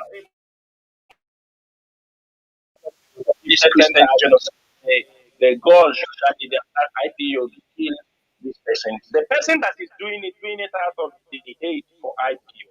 The question is that who are you? Can you defeat IPOB? You are coming on our circle on the social media. The social media, the cable, the Nigerian cable. I'm not the one who said it. The Nigerian cable made a research. They carried out a research with their investigative journalists and found out that between the month of July and October, that the IPOB media coverage pushed 20,000 tweets to reach 2.83 billion people. That means how many months? How many months? Then They say that 12 times the size of Nigeria. 12 times. they say 12 times the population. That is what they said in certain IPO. Like I told you, somebody like me, other media, IPOB medias, we have wide coverage. What about war Facebook? If you go to your professional dashboard, you will know. Some days, look, imagine sometimes I make a post. You see only 1,000 share or like, but if you go to your professional table, you will find out that you have reached up to 5 million people on that day. This is a big number. People can be talking rubbish, but what are you dishing out? Those our people continue to be those, either they are natural hate for Mazi Nnamdi Kanu, they are hate for IPOB. Mazi, there must be people who will vote, but it is our voice that matters. Do we have facts and figures? Is there a reason why Nigeria needs to be disintegrated? Of course, there is. There are many. So sometimes, Mazi, those people, what I will tell you is this: we engage them. I'm sure at the time we engage them, there are people we have through the Biafra regional affairs. We have seen people that have come there when they get the real fact. You see them, they attract from what they are thinking or what they are planning or what they think. So that is the reason why we must always engage them. Even though the ones that have that hatred against Mazi Nnamdi Kanu did them nothing. Did them nothing. They might hate him because of everybody has the way God created them. They might hate him because of the way he speaks. They might hate him because he champions the division of Nigeria. They might hate him for any other thing. That is their own problem. But is he championing a right cause? It's a right cause. The liberation of Biafran people in Nigeria is a just cause. The world disappointed us in 1967 to 1970. And this time around, we are asking them to correct the mistakes they did during that time. And I'm sure this is the right time. That is why I said everybody must be. We will have opposition voices. Put in your mind what they are planning to do, Matt. Put in your mind. I want you to understand why what the politicians are doing. I want you to understand this. Matt, hold on.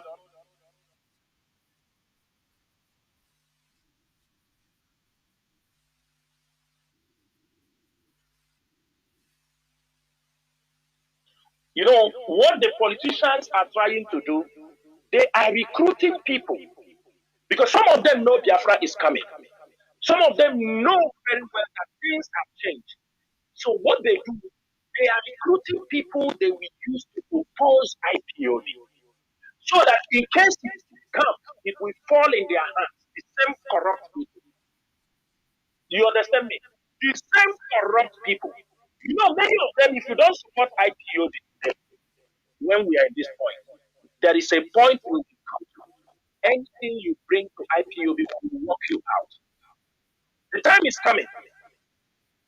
Now that IPOB is in a serious need for support, there are times you will come. When that from a support, we told you keep that your support. Use it to feed people in your community. Don't bring support to IPOB. Because we know most of them don't come. I know most of them don't come with genuine hearts. They don't come with genuine heart. They think everything you can buy with money. Mazi, you know, there is an evil behavior that it is normal within our people. For example, somebody may be committing some rubbish. Your wife is having maybe you're having your daughter is getting married or you are celebrating something. He will now bring you some drink, some gold, some. You don't know you have an intention. After those celebrations, you will come back again. I told you we have a problem with this and this. And he expects you because we gave you drink, gave you 200,000 in envelope that now you will give him his support. That is what many of them do. And that is what many of these politicians do. They don't come to you. I used to tell people it's better let our people, businessmen, all these people finance the struggle, not the politician. Because any politician that will come to support you, they want something, they must want you to come and use you for doubling or to make for election. And I feel it is not for those rubbish. We are not for those rubbish. So you see all these people, they are setting up also something that in case IPOB tomorrow they succeed, they want to have some people who will speak for them, who will challenge IPOB for them, because for them they will not challenge. But one thing is this: there will be a time, and the time is coming, that anything you say, you risk your life, because I am sure people will turn to you. Because of the suffer and the things we have passed through, people will not take it lightly. The time is coming. And I'm saying we must be ready. First quarter of next year, we must be very ready. And as the governors and all these politicians are also joining with the federal government because they are trying to uproot IPO so that in case we fall back as a regional government or fall back for Biafra full freedom, that they will have a stake. But it is going to be very difficult. They have to know that. They have to know. Mazi, do you see, since the rendition of Mazi Nnamdi Kanu, you found out that this is the first time since after we defeated these people because the government didn't want us to have a visible project. They wanted us to be fighting inside. They wanted to run all the confusion. When you go to some diplomatic issues, they will tell you, you people are not one. These people say it like this person is this one, this person is this one, this person is this one. Why can't you people? They don't know this. Of course, some of them understand this is government planting all these agent provocateurs to just to upset and discredit the struggle. They don't want IPOB to stand as an entity. That's why they can be there. They appoint somebody as IPOB leader. They can wake up, they appoint, because they want to destabilize the struggle. They can go to advise. When you come out, they tell you, no, this person is now the leader of IPOB. Why we are trying to put the family, they don't want stability. They don't want stability. They don't want IPOB to be stable. That's why they put all kind of confusion in IPOB. Today here, tomorrow there, so that people will say, you people are not in unity. You people are not speaking in one voice. Thank you so much. There were Mazi. Thank you very much. And Mazi, I think this time you enter into the second point about the Okay, now, yes. our second point here is the protection of Nigerian Christians against Fulani and Islamic terrorism by the USA government is a welcome development. That is what we want to say. When we say it's a welcome development, that means they're on the right track, because the United Nations have that authority to protect people that are being persecuted. And they have this power. I'm not the one who gave it to them. And if they, with what have happened in Nigeria, why I want to discuss this topic this evening is because IPOB name has been mentioned on many international places, whether in a negative form or publicity is publicity. But I'm happy they know that IPOB is hitting them hard. From the diplomatic circle, on the dissemination of information, educating the world, they know that IPOB is doing a very great job. They know, and they cannot run away from our telescope. They cannot. Mazi, the issue, why I want to discuss this issue is because there are a lot of things that have been happening in Nigeria. Now, this issue is now in the American Congress.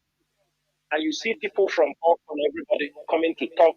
They try to put confusion everywhere. You see riffraffs, people that came yesterday. Everybody wants to take glory that belongs to an institution that have established themselves very long time. They try to classify inter-society as this.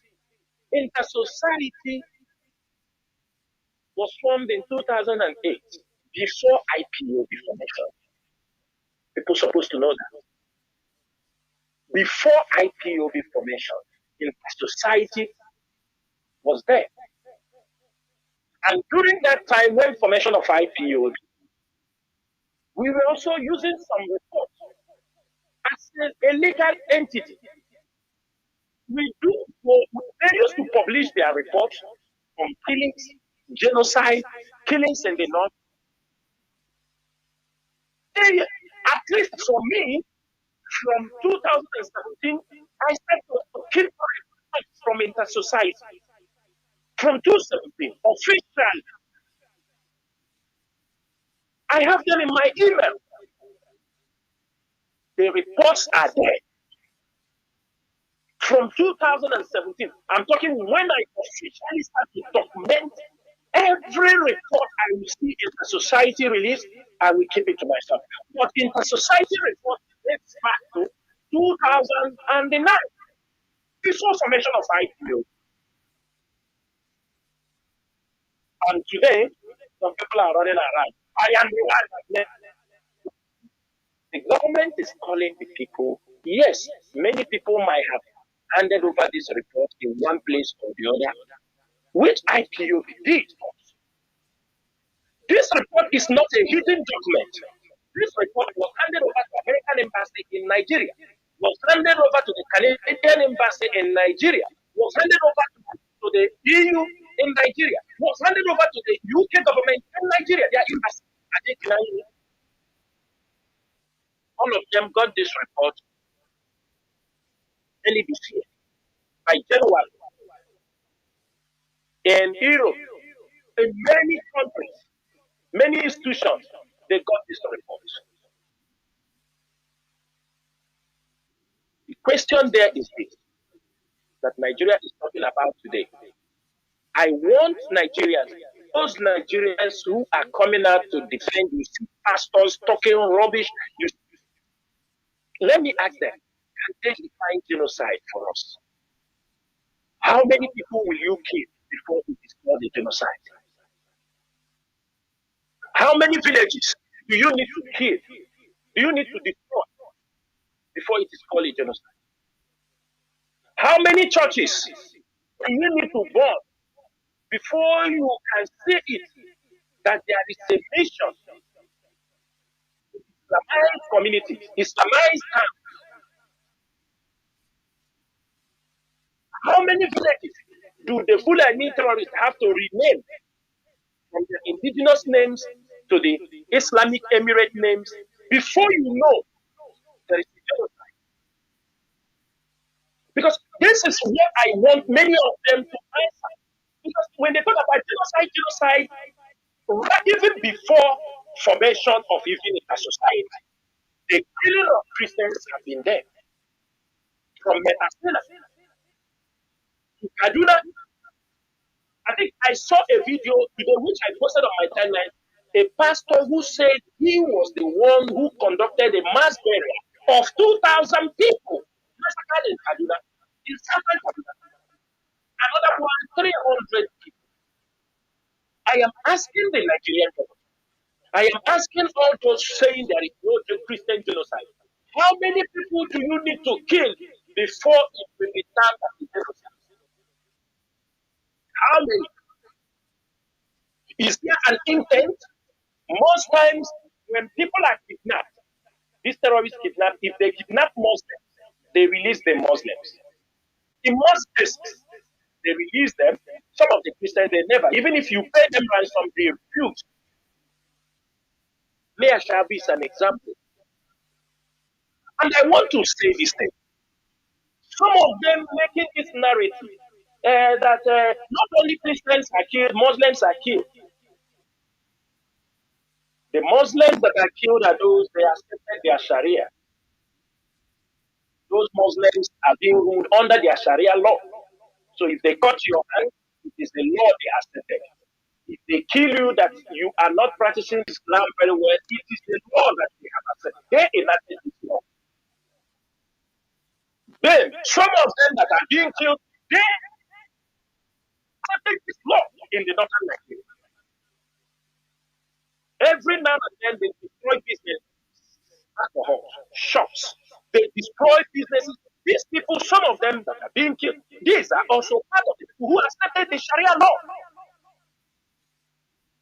So if I should, because you are a woman beater, or maybe you normally abuse your wife, beat your family, you beat your wife, kick your wife, then if you come outside, you pick my wife, pick my family members. If I talk, tell me, no, leave him. He used to beat his wife. So for that reason, he don't only beat your wife, he beats his wife also. Mazi, who accepts this kind of analogy? Who will accept this nonsense? Is it our duty to defend those who accepted the Sharia law? Are we Muslims? They accepted their Sharia law. How many states in the north are being ruled under Sharia? If they misbehave, they have this. If they're not practicing this thing, they can also kill them. It is what they have accepted, and it should not be used to equate. Mass. Sometimes, if not IPO, many people will never speak up. Come to social media, come to X, come and see. People are speaking up. Is it in Guzo, in southern Borno State? Of course, I lived in Meduguri. I studied in Meduguri. The southern Kaduna, the southern Borno State. Many of you do not know that 30 to 35% of that Borno State, they are Christians. They are Christians. The Nigerian Daniel Buwala that is talking is from Borno. Eh? today, and today, Daniel Kuala is telling us in the past, Daniel Kuala in his own region, where the Christians, the 30% of the 5%, that is where the Boko Haram set their camp.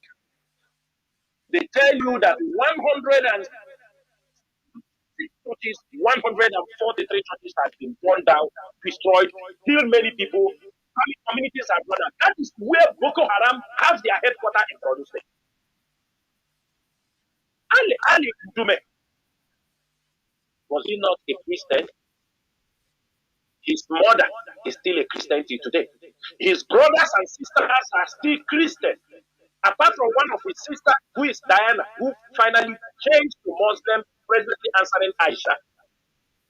Ali Ndume, his uncle, is the Reverend Father. He's also the president of CAN. Ali Ndume was a Christian before he converts to Muslim. What are they talking? Daniel, do you see the kind of people they are using coming to defend? That is why they like as he's defending Daniel.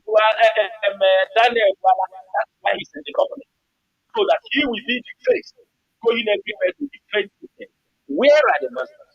And I asked our people, throughout Buhari's government, all the security chiefs from the military down to police, they were all Muslims.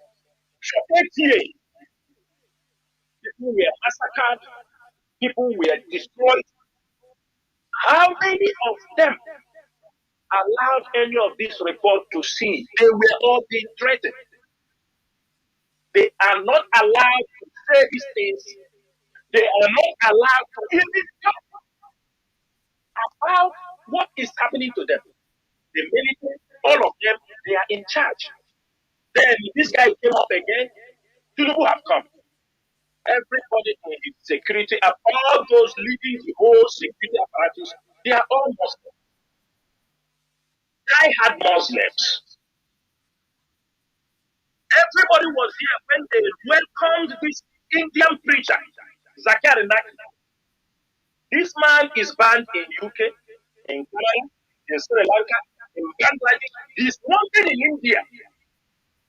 But he came to Nigeria. He was welcomed by the Nigerian military, welcomed by the Air Force.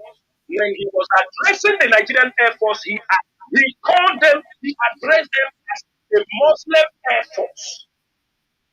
That is how Zakir Naik addressed the Nigerian Air Force.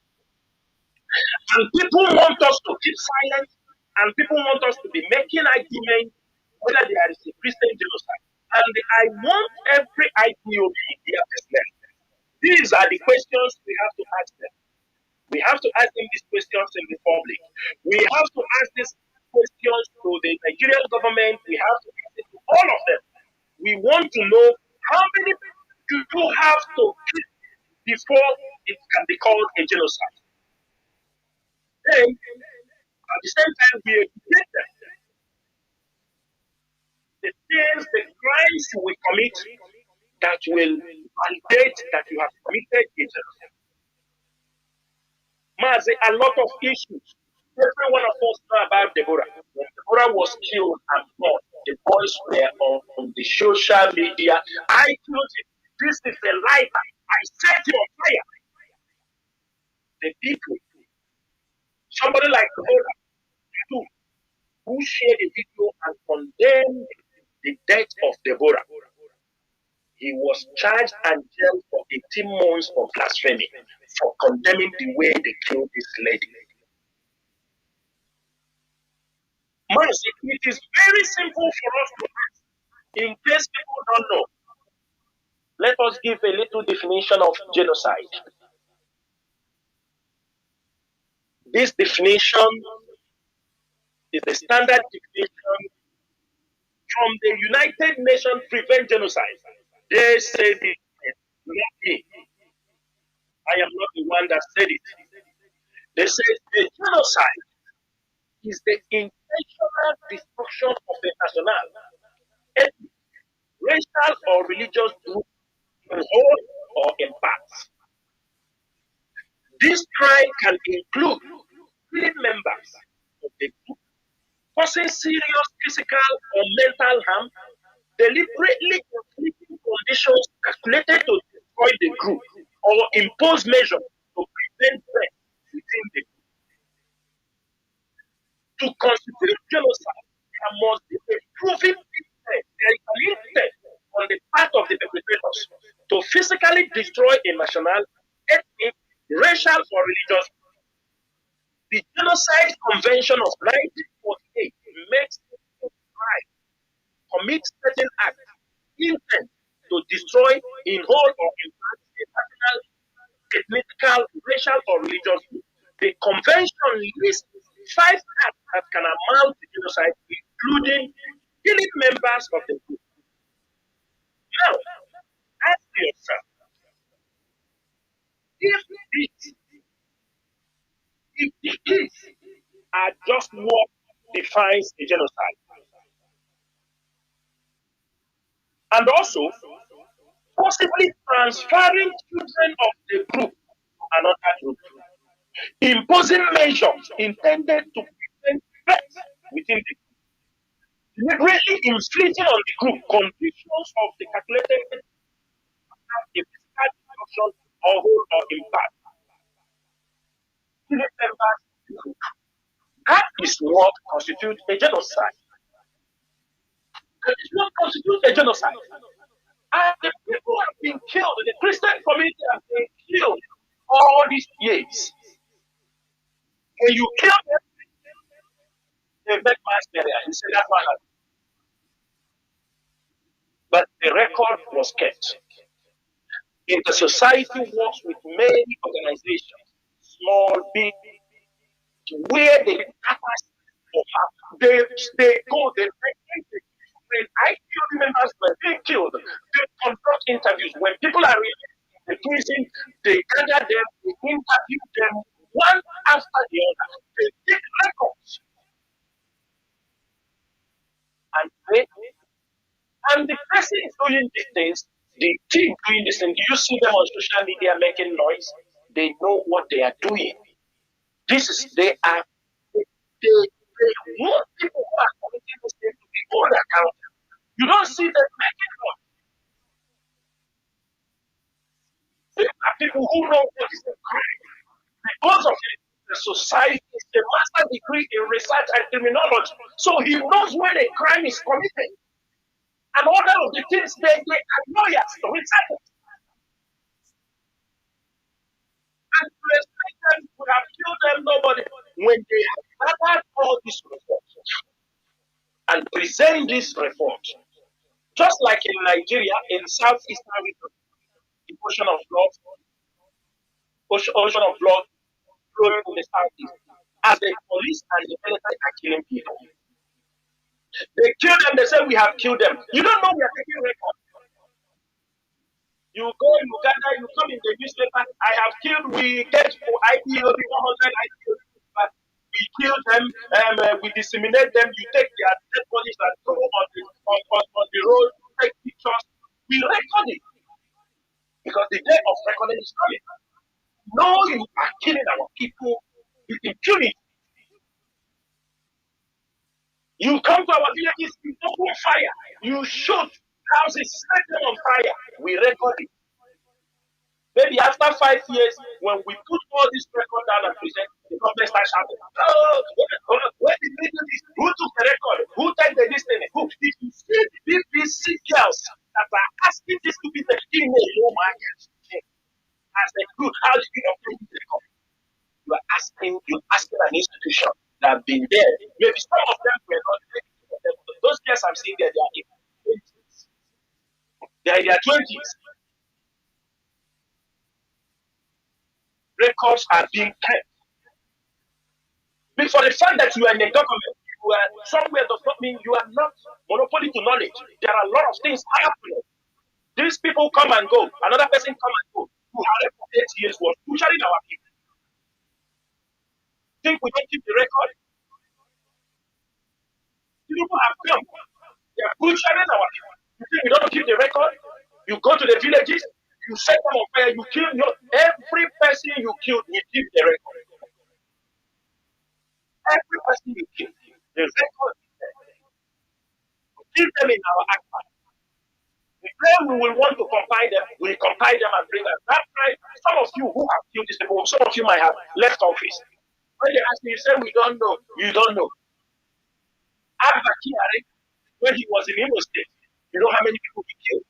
Do you people know how many people Abba Kiari was took to Abuja to slaughterhouse? Abattoir? How many people came alive?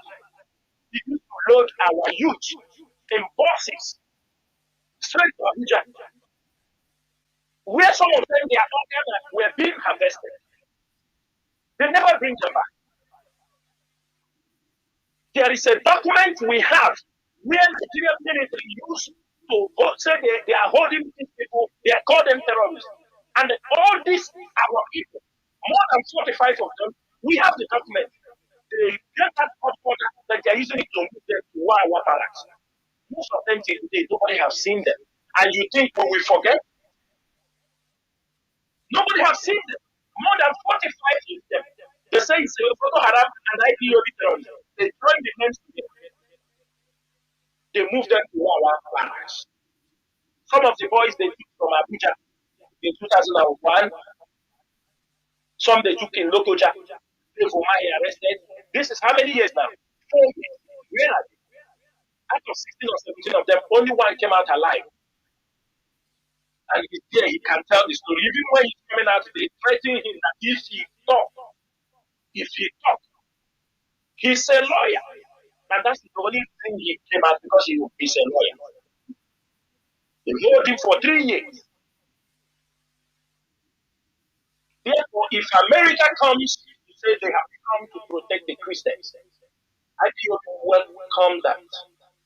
But one thing I want our people to be very, very careful in this. Do not listen to people who are telling you they come to take and they come to take our resources. Which one is anyone in your hand? The same rubbish they talk when Ojukwu was fighting. People say Ojukwu don't want to give them oil. Which oil? Oil was the oil in the hands of Ojukwu that time. It's the same thing now. This rubbish propaganda. They are coming to take you. Most of you talking crude oil, have you even seen the crude oil? Have you ever seen how crude oil looks like? Not on social media. Have you touched crude oil in your hand? Do you benefit anything from inside? Nothing. You benefit nothing. And it's fine. Let us ask ourselves, time after when people will deceive us. America coming to the place to be able to fight terrorism in our place to stop the encroachment of this jihadism towards our region. You don't need to worry. America based, is America not in Saudi? Is Saudi not doing well? Is America not in UAE, in Kuwait, in Qatar, in Bahrain, in Japan, in Germany? All these places they are those countries not doing well? Are they not doing well? Those places, don't they have oil? Are they not doing very well? Why should somebody deceive you? Telling you they are coming, they want to take which oil? The oil that is being controlled by the Northerners. It is our oil that they are taking to sponsor terrorism. It is the oil in Biafra land that most of these Northerners they get in millions, buy weapons, and sponsor the terrorists. You guys don't know? Terrorism is flourishing in Nigeria today because the money is being gotten in Biafra land. Are they farming? Is there farming? They have destroyed villages, no more farmers. They have killed many Hausa people because the Hausa people are the ones doing farming. They have kicked them from their farmlands and all these things. They tell you we have land, we have the culture, but they want to come and occupy the place they call the drugs. They tell us Niger State is more than every all the whole. We agree. But why are you leaving that land? Why you don't put all that cattle there? Why do you want to come out? Why are you coming to the southeast? That small place. The land mass in Niger State cover the whole of southeast, and it is not. We agree. No problem. Thank you so much. But can you remain in the north and do that you're grazing? Why bringing them down? And the one thing I want to say to our indigenous neighbors in the Middle Belt, this is the greatest opportunity you have. We might have our differences because of what we do in 1967, but we are not going to rely on hope. That is why IPOB have taken the duty to help to liberate you people. Because you cannot say you have not been doing this. With the report, 5,000, but the moment IPOB picked it up, you see there is a difference. And that difference is now. So what about people, everybody come and say, who is the government know the key players? They know in the society make this report. And their report is accurate. We are not the one who gave them but things happen in our people that they included in their report. Because if they can make it, inter-society makes reports for the whole of Nigeria. They don't sectionalize whom they want to make reports. Amnesty International is the last report. All of you saw it also. It's like a similar report. Amnesty International. They are not talking about amnesty. They want to link inter-society with the palace. They cannot do it. Inter-society is older than IPOB. Those who are managing it, they are professionals. They are different body. We lay our hands on the report that was made available in the public, and we went through it. We said, no, the world needs to see this report. People need to see this report. Because most times, if only IPOB is talking, they'll say only IPOB, you are just talking only on your own side. The society report is an independent report that comes from Borno State down to the east, down to the west, to Kwara State, to the Middle Belt. It covers everywhere. And some people don't even know what inter-society is. They just yesterday, everybody now is claiming credit. Oh, what I have done, let them think. People claiming that they had people think by writing or claiming all this. You think people who have time to come and talk on social media? You think diplomacy is something you talk on social media? You think diplomacy is something you come and brag so that people can shower praises on you? Some people, ask your IPOB members in different countries. I think some of you have seen me. What about you? In some countries, some of you have not seen me. Do I look like that person you people are doing? Is there any way that those things you are patrolling, do I look like that? Do I look like a boy? All those things you people are, all those rubbish you are talking? Because when you are talking like that, the people talking like I say, we don't say, but I feel the members, they know me. They say,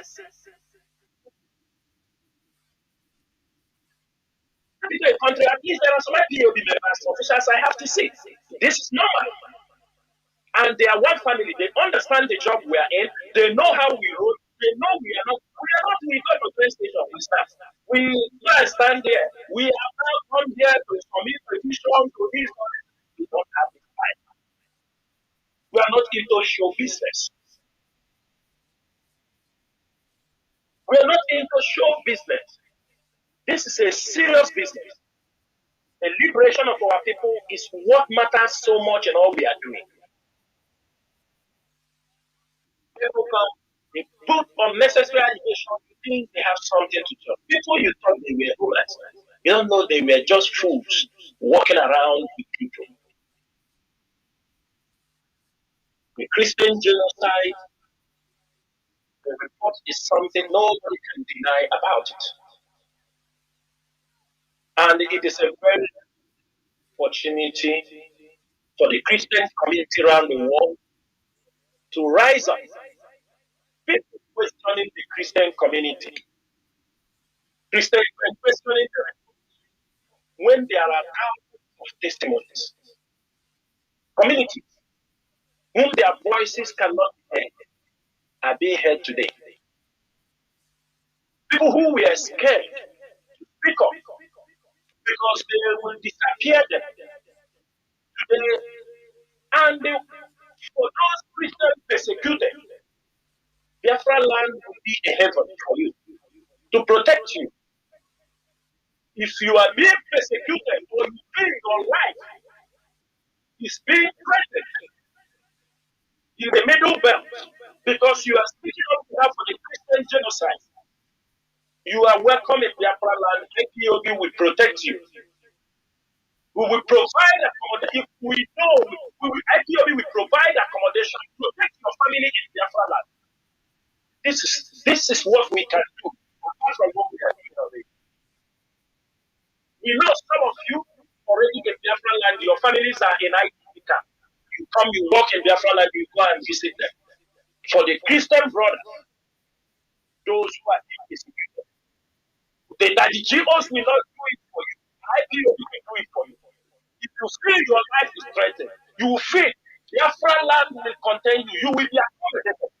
We will give you support to make sure you are in a safe place until that freedom, until that people are free.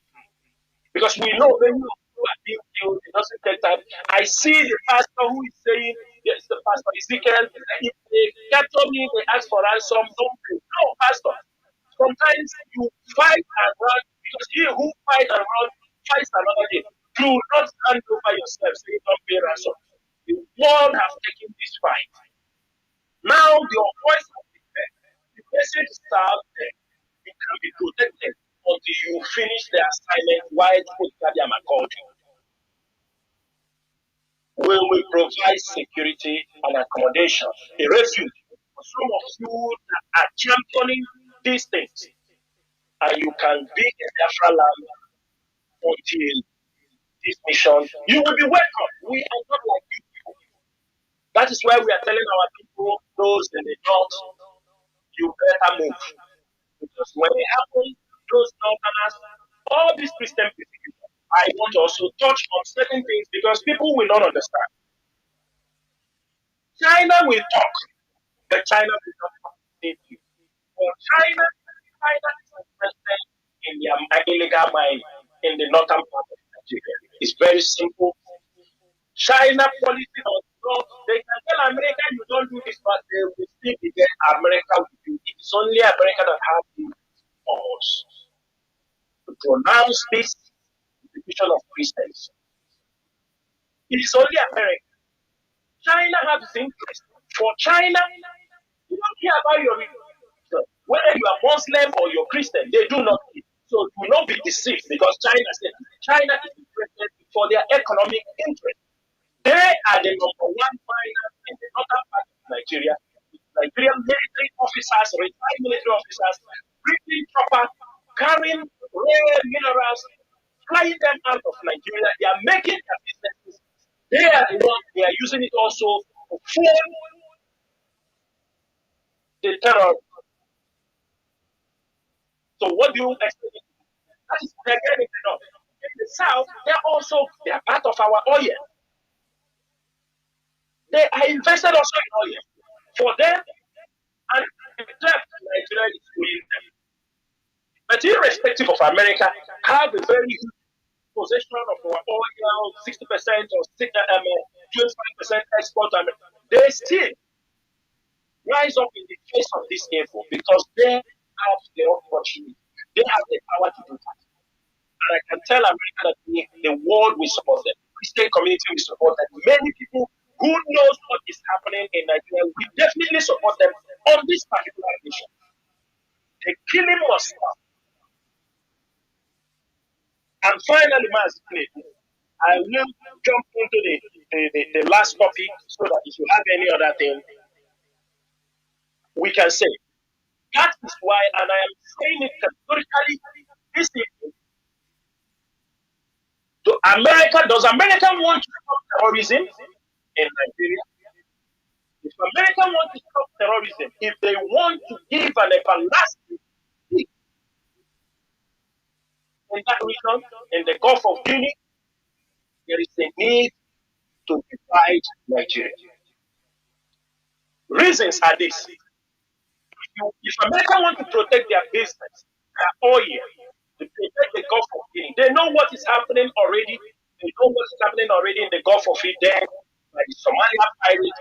That is what they should not allow for the Islamists, for the jihadists, to come towards the Biafra land. Biafra land must be a buffer zone for them. And they must cut this oil, leaving the northerners in possession of the oil in our territory. They're using to fund jihad in the whole of West Africa. They are using it to threaten anybody who comes to power. Because they know the possession of the oil. Zamfara oil in Bayelsa is for Zamfara. The best thing is divide this country. If you divide this country, the fund, the free flow fund going to the local oligarchy to sponsor terrorism will be cut. Let them use their agriculture. They say they have agriculture. Let them now use their agriculture and they sponsor terrorism. But you need to cut them from this. Divide Nigeria now. That is the one of them. You can go out, you can attack them in the Sambisa forest, you can call the names of the sponsors, or you need to divide the nation to protect the Christian community. Because you know this. They will never ever stop advancing. This happened in Sudan. People do not know. And when Sudan was sponsoring terrorism, they were taking the wealth. Sudan has very highest number of hectares. In millions. Agriculture in the south, down in Al-Fashir, Kurdufan, down to the south of Sudan. Because the north, going to Niala, going to Wadi Halfa, up to the Cairo. You know, in Egypt, the river Nile of this they use for agriculture. Oh, that is why Egypt was having problems with Ethiopia because the river flows from Omdurman straight to the river Nile and the joining of Omdurman flows up to the Mediterranean in Egypt. Wadi Halfa to Aswan, you go up. This is like a desert area, no agriculture. But down here, the south is full of agriculture. That's where Sudan that's where the wealth was. They used the funds from the south, sponsoring jihadism, bring Osama bin Laden, doing everything they can do in Sudan.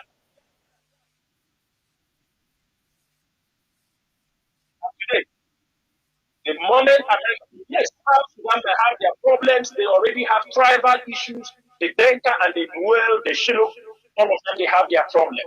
These are tribal issues. They are warriors. These are people of the night.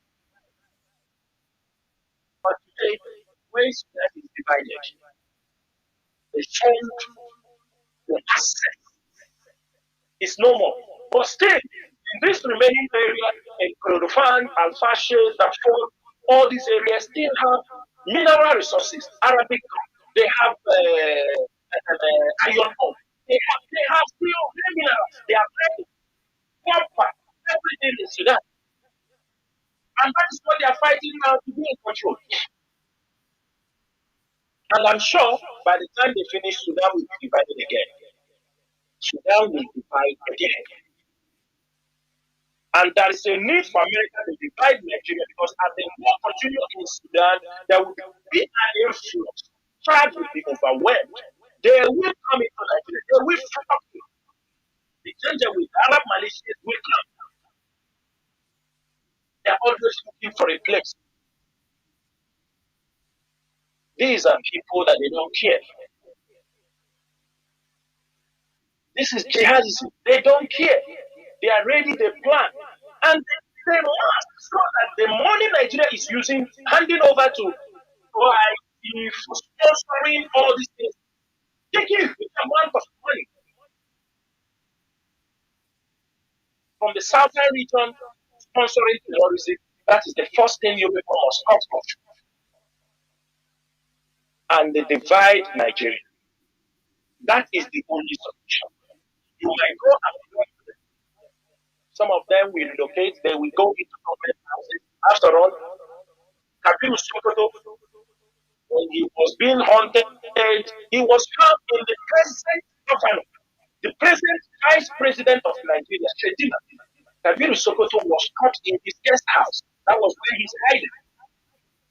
Because as you have declared now that you are coming for them, most of them will move into the Nigerian government house. Because most of the governors are their supporters. Most of the governors, not all, I'm not sure, but most of the governors will hide many of them. They will protect them. They will join the society until you finish your drone attacks. They will all come out. They will march across the border. And our people are there. ISWA is already in Kogi State. Look at Kogi, look at Anambra. They have moved down from the targets down to Kogi State. You think they're going to stop? They're not going to stop. So it is better as this fight is going on, protection of Christians. Go ahead, divide Nigeria through a referendum. And that is what IPOB is championing around the world. Talking to nations that the only solution to solve the Nigerian crisis is through disintegration.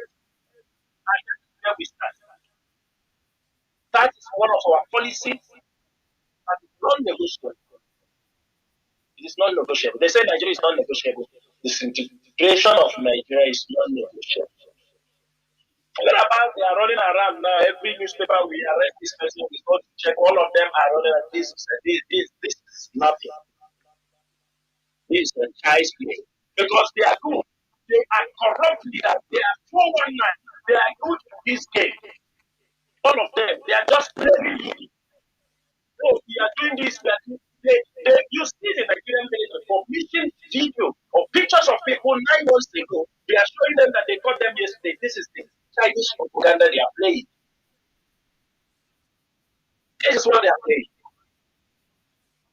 Therefore, all the lovers of freedom and Biafrans and IPOB media warriors and IPOB families around the world, I will tell every one of you this opportunity is a golden opportunity for all of us. And we are not going to allow it to slip from our hands.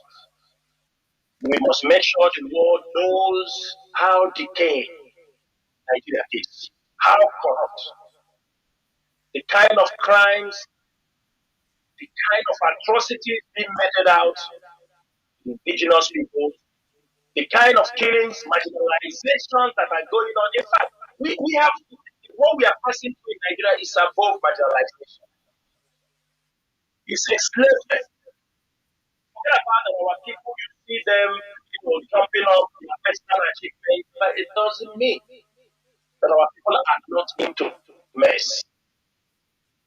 A people that can become with any genuine policy that will not suppress them, compel their development, they are under slavery. And today, many of our people now understand what we are talking. At least some of them that were so taking pride in stupidity on social media, some of them have put down their coats. Now, not every day. They don't give IPOB credit. Not every day throwing money in the street when your house is falling. At least people can know that today you don't see them. Today some of them gradually have. Before they are known for throwing money, but today some of them have started showing when they are speaking, when they are selling business. You are seeing them now talking all this while they were this throwing money. That is all they were doing. No, none of them nothing to show you. No positive encouragement from those who claim they are the elites in the society. They are billionaires, social media billionaires. Fake life. At least today, and if you talk now, we say, this one he open a phone accessory workshop. This one he open my speaker. Even the other one that used to get it also. Now, at least we have pushed him. He has started singing music, so which is a welcome development. I have started singing music. Then he have found as an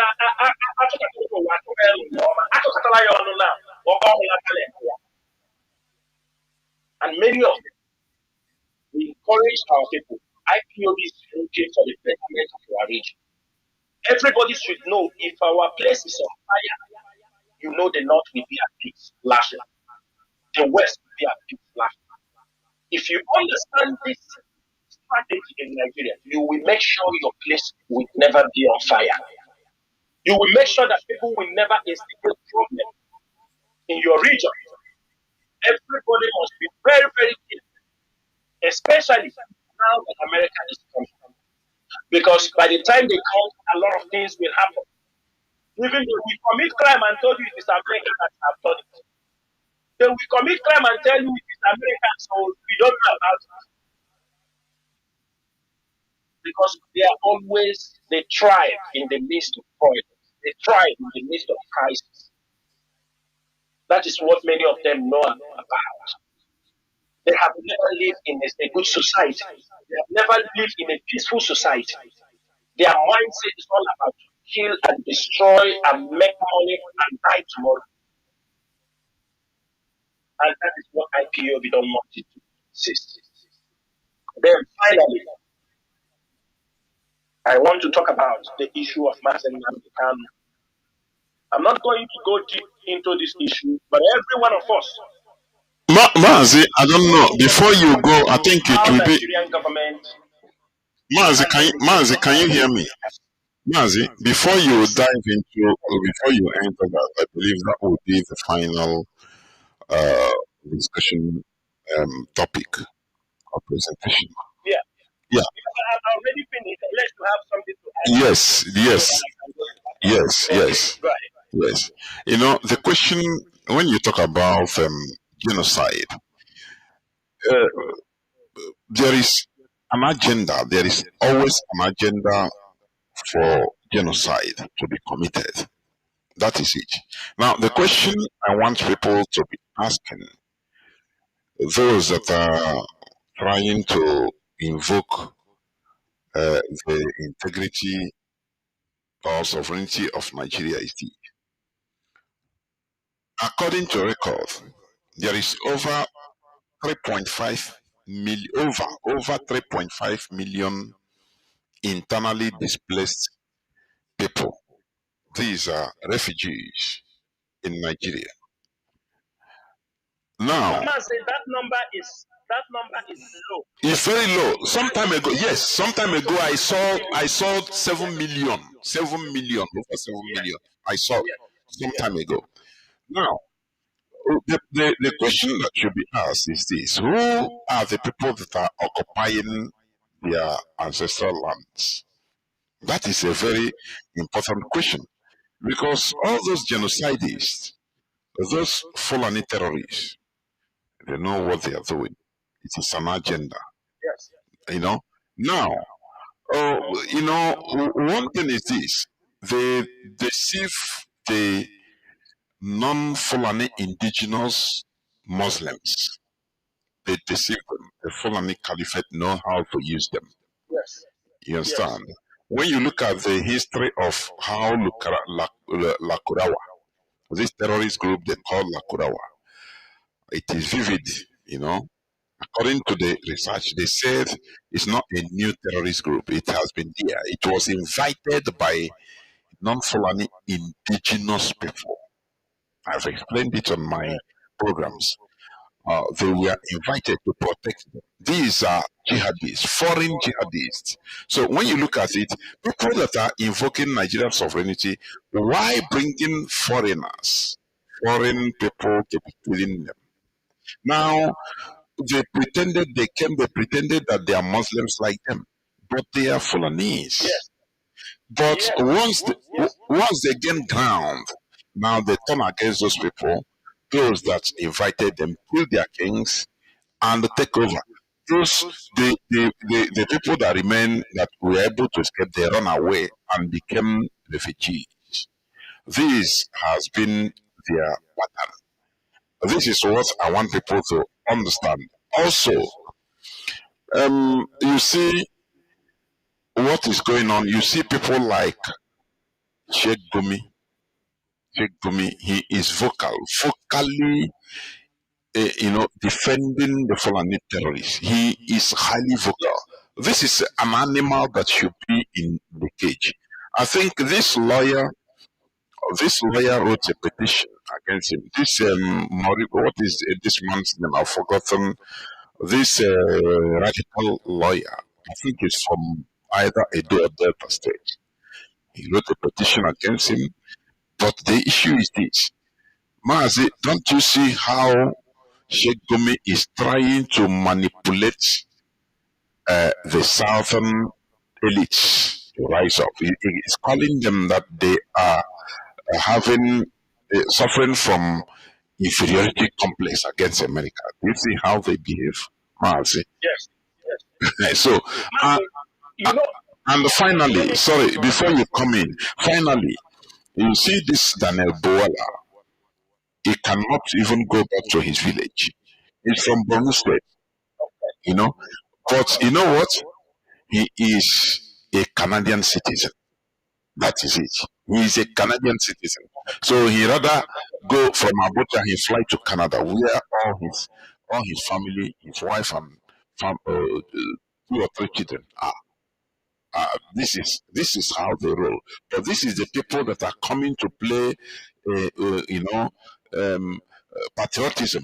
But all of them, they have dual nationalities.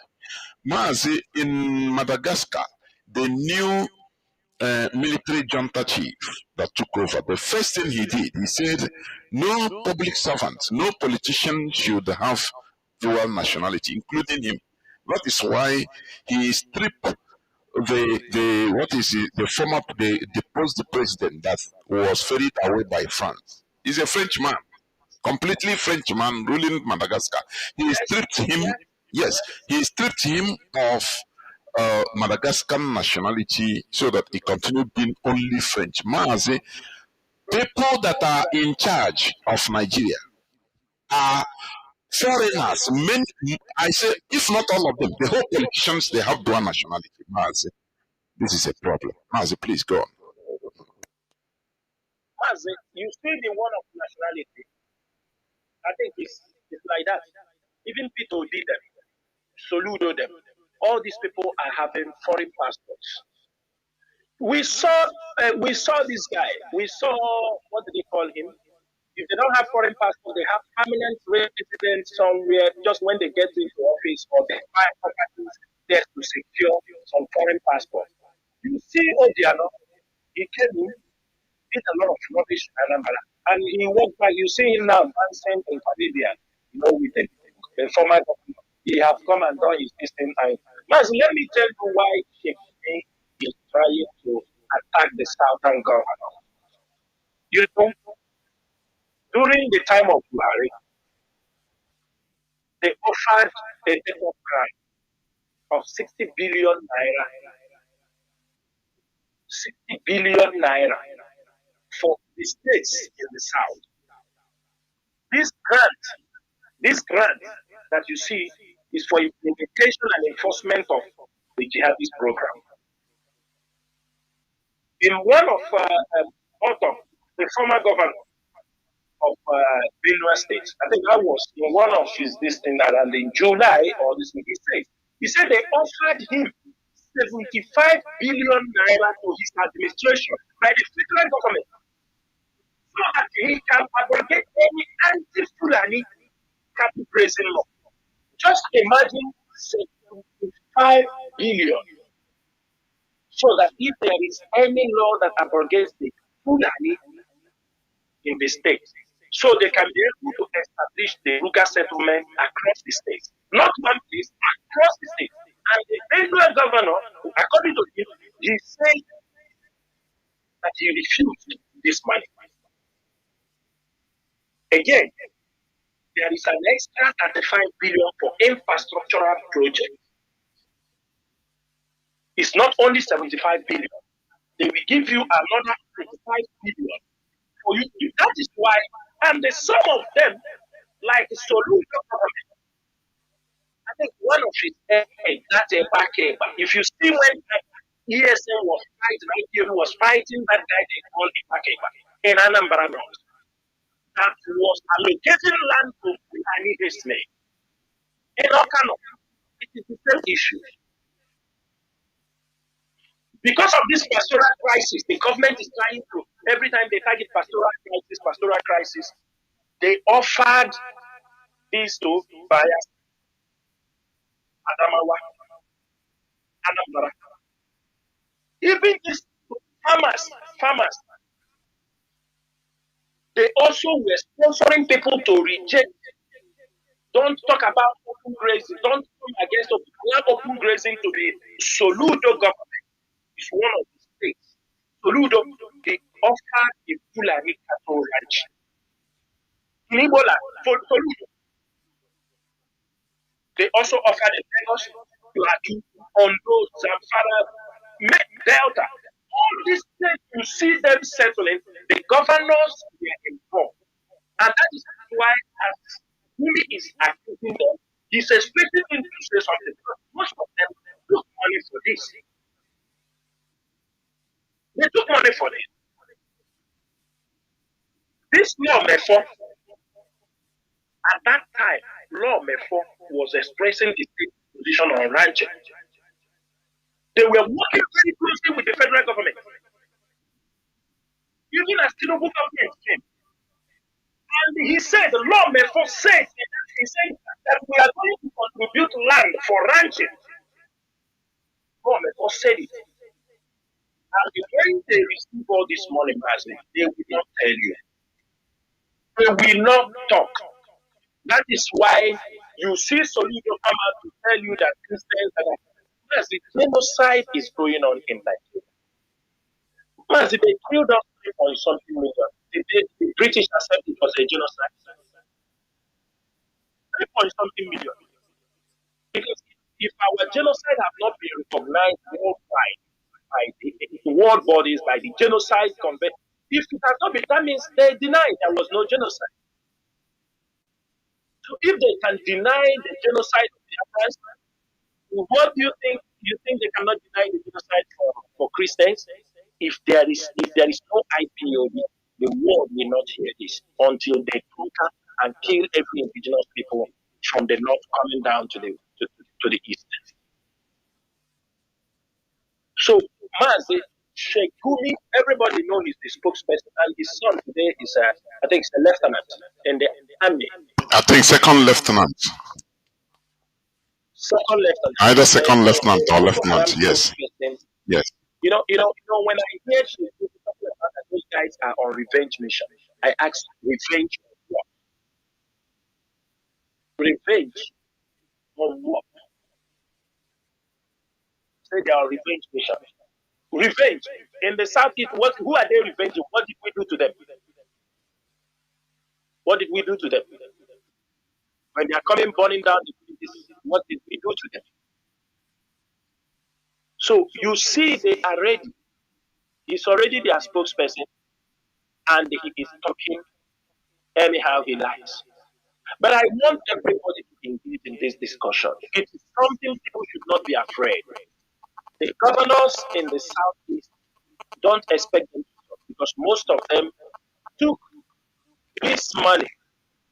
They were promised that they ran a settlement, they will build the road, telephone lines, they will make, they call it different names, agro hub, agro livestock hub, they give them all kind of names just to make people to accept it. We will build this for you people. It will be as the government, Nigerian government is pushing out money for this project. Even Tinubu himself, they know. 2.2 trillion federal government grant on 36 days. Eh? This is a very big budget for the Federal Minister of Livestock and Agriculture put together. 2.2 trillion. This is for expansion of this murderous Marudin Fulani estate. They call it agro livestock.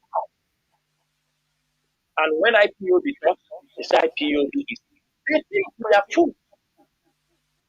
So as we don't expect they will continue to deny.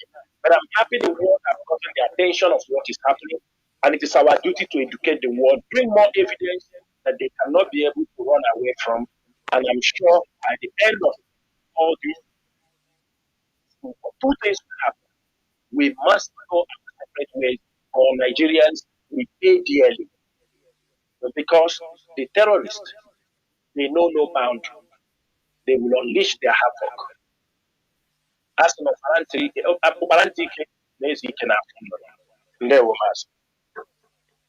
There were Mazi. I think you can go now towards our leader's court case these days, please. So that with it, I think you can also continue to conclusion. Because I think Yes. today there will be no open lines till another time. No, there will not be. Yes. Biafra and lovers of freedom, we have come to the end of this program. But before we end this program, we can't not end it without touching the issue of our leader, Mazi Kanu. Every one of you has seen how the judgment or how the court case has been going all this while.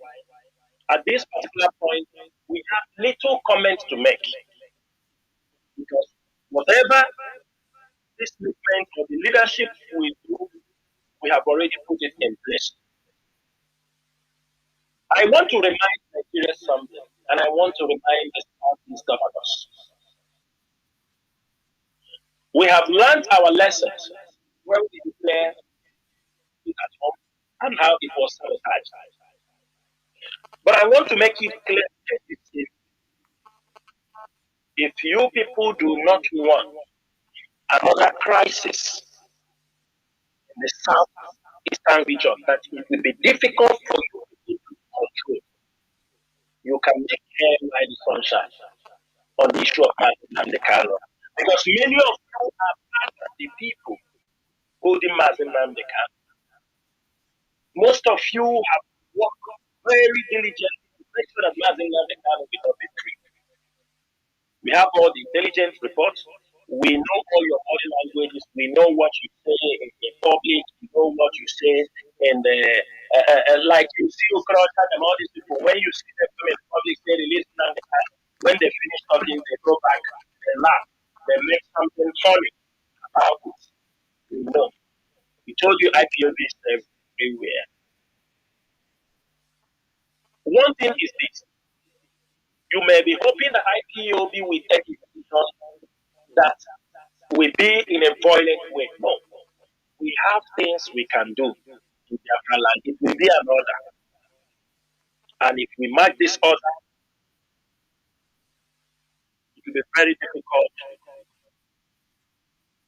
These orders will be in complete direct challenge to all you people suffering, the power you have.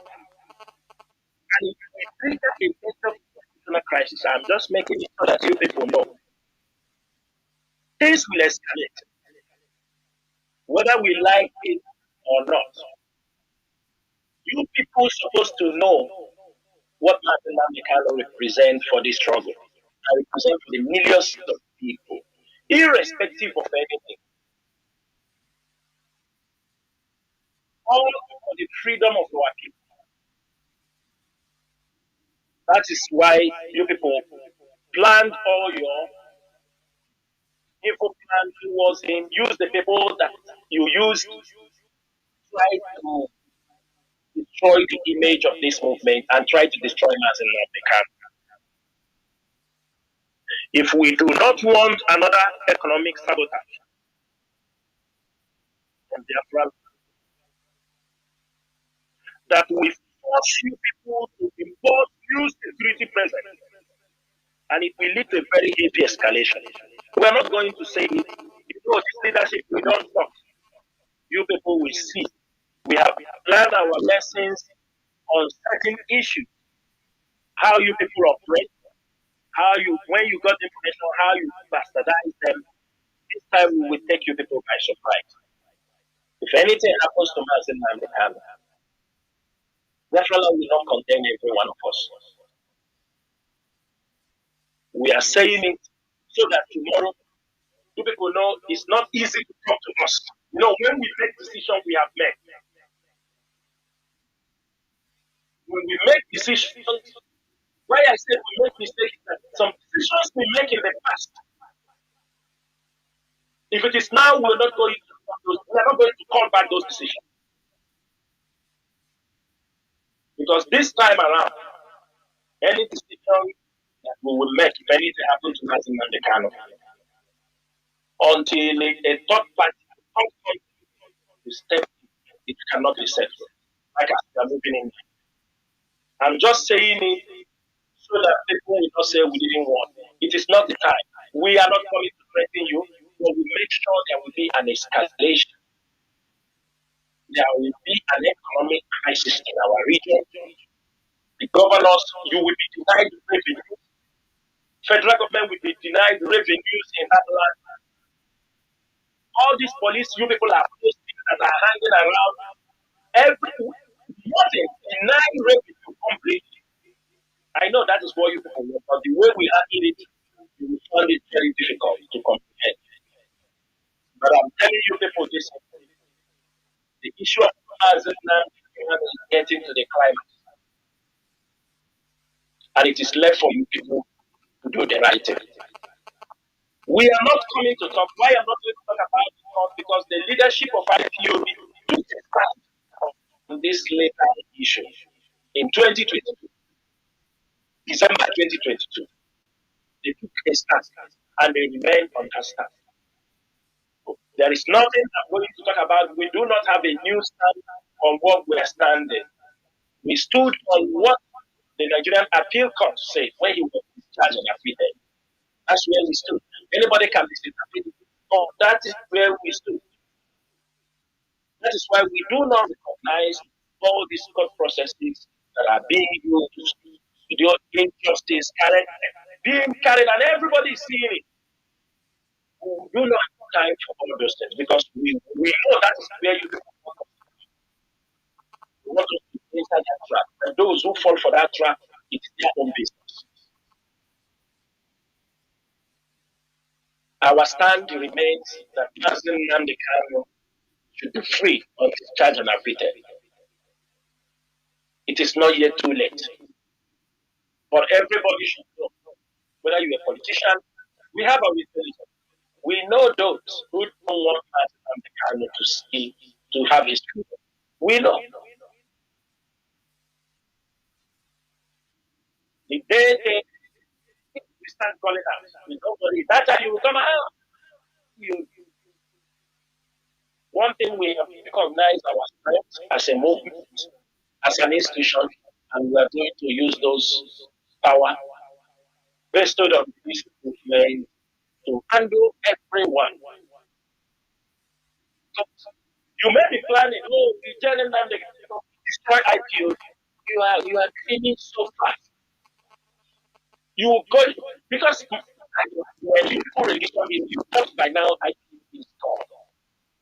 With over $600 and something million used on the media by Lai Mohammed to make sure, which he said by themselves, over $600 and something million used to dislodge IPO, and you could not. Don't you think it's a very long time? To destroy IPO, it is not possible. But it is better we go on the divide this nation. Everybody works at me, and we can become good neighbors in future. So we leave it here. My fellow comrades and Biafrans all over the world, may you bless every one of you as we have come to the end of this program. And I hope and I pray I will be back here very soon because with the kind of development coming into Biafra land, our people need to be continuously informed.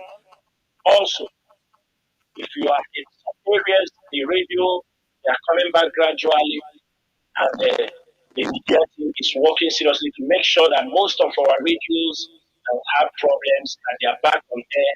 So please do follow up when you see information about where the radio is speaking.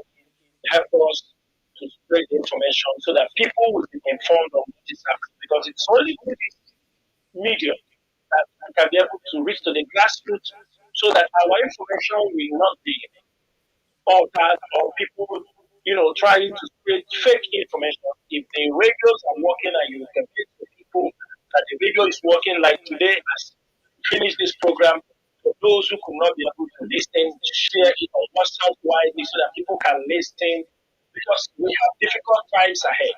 And as those times are coming, we want people to be informed because Nigeria will imply and they will apply all tactics to misinform our people.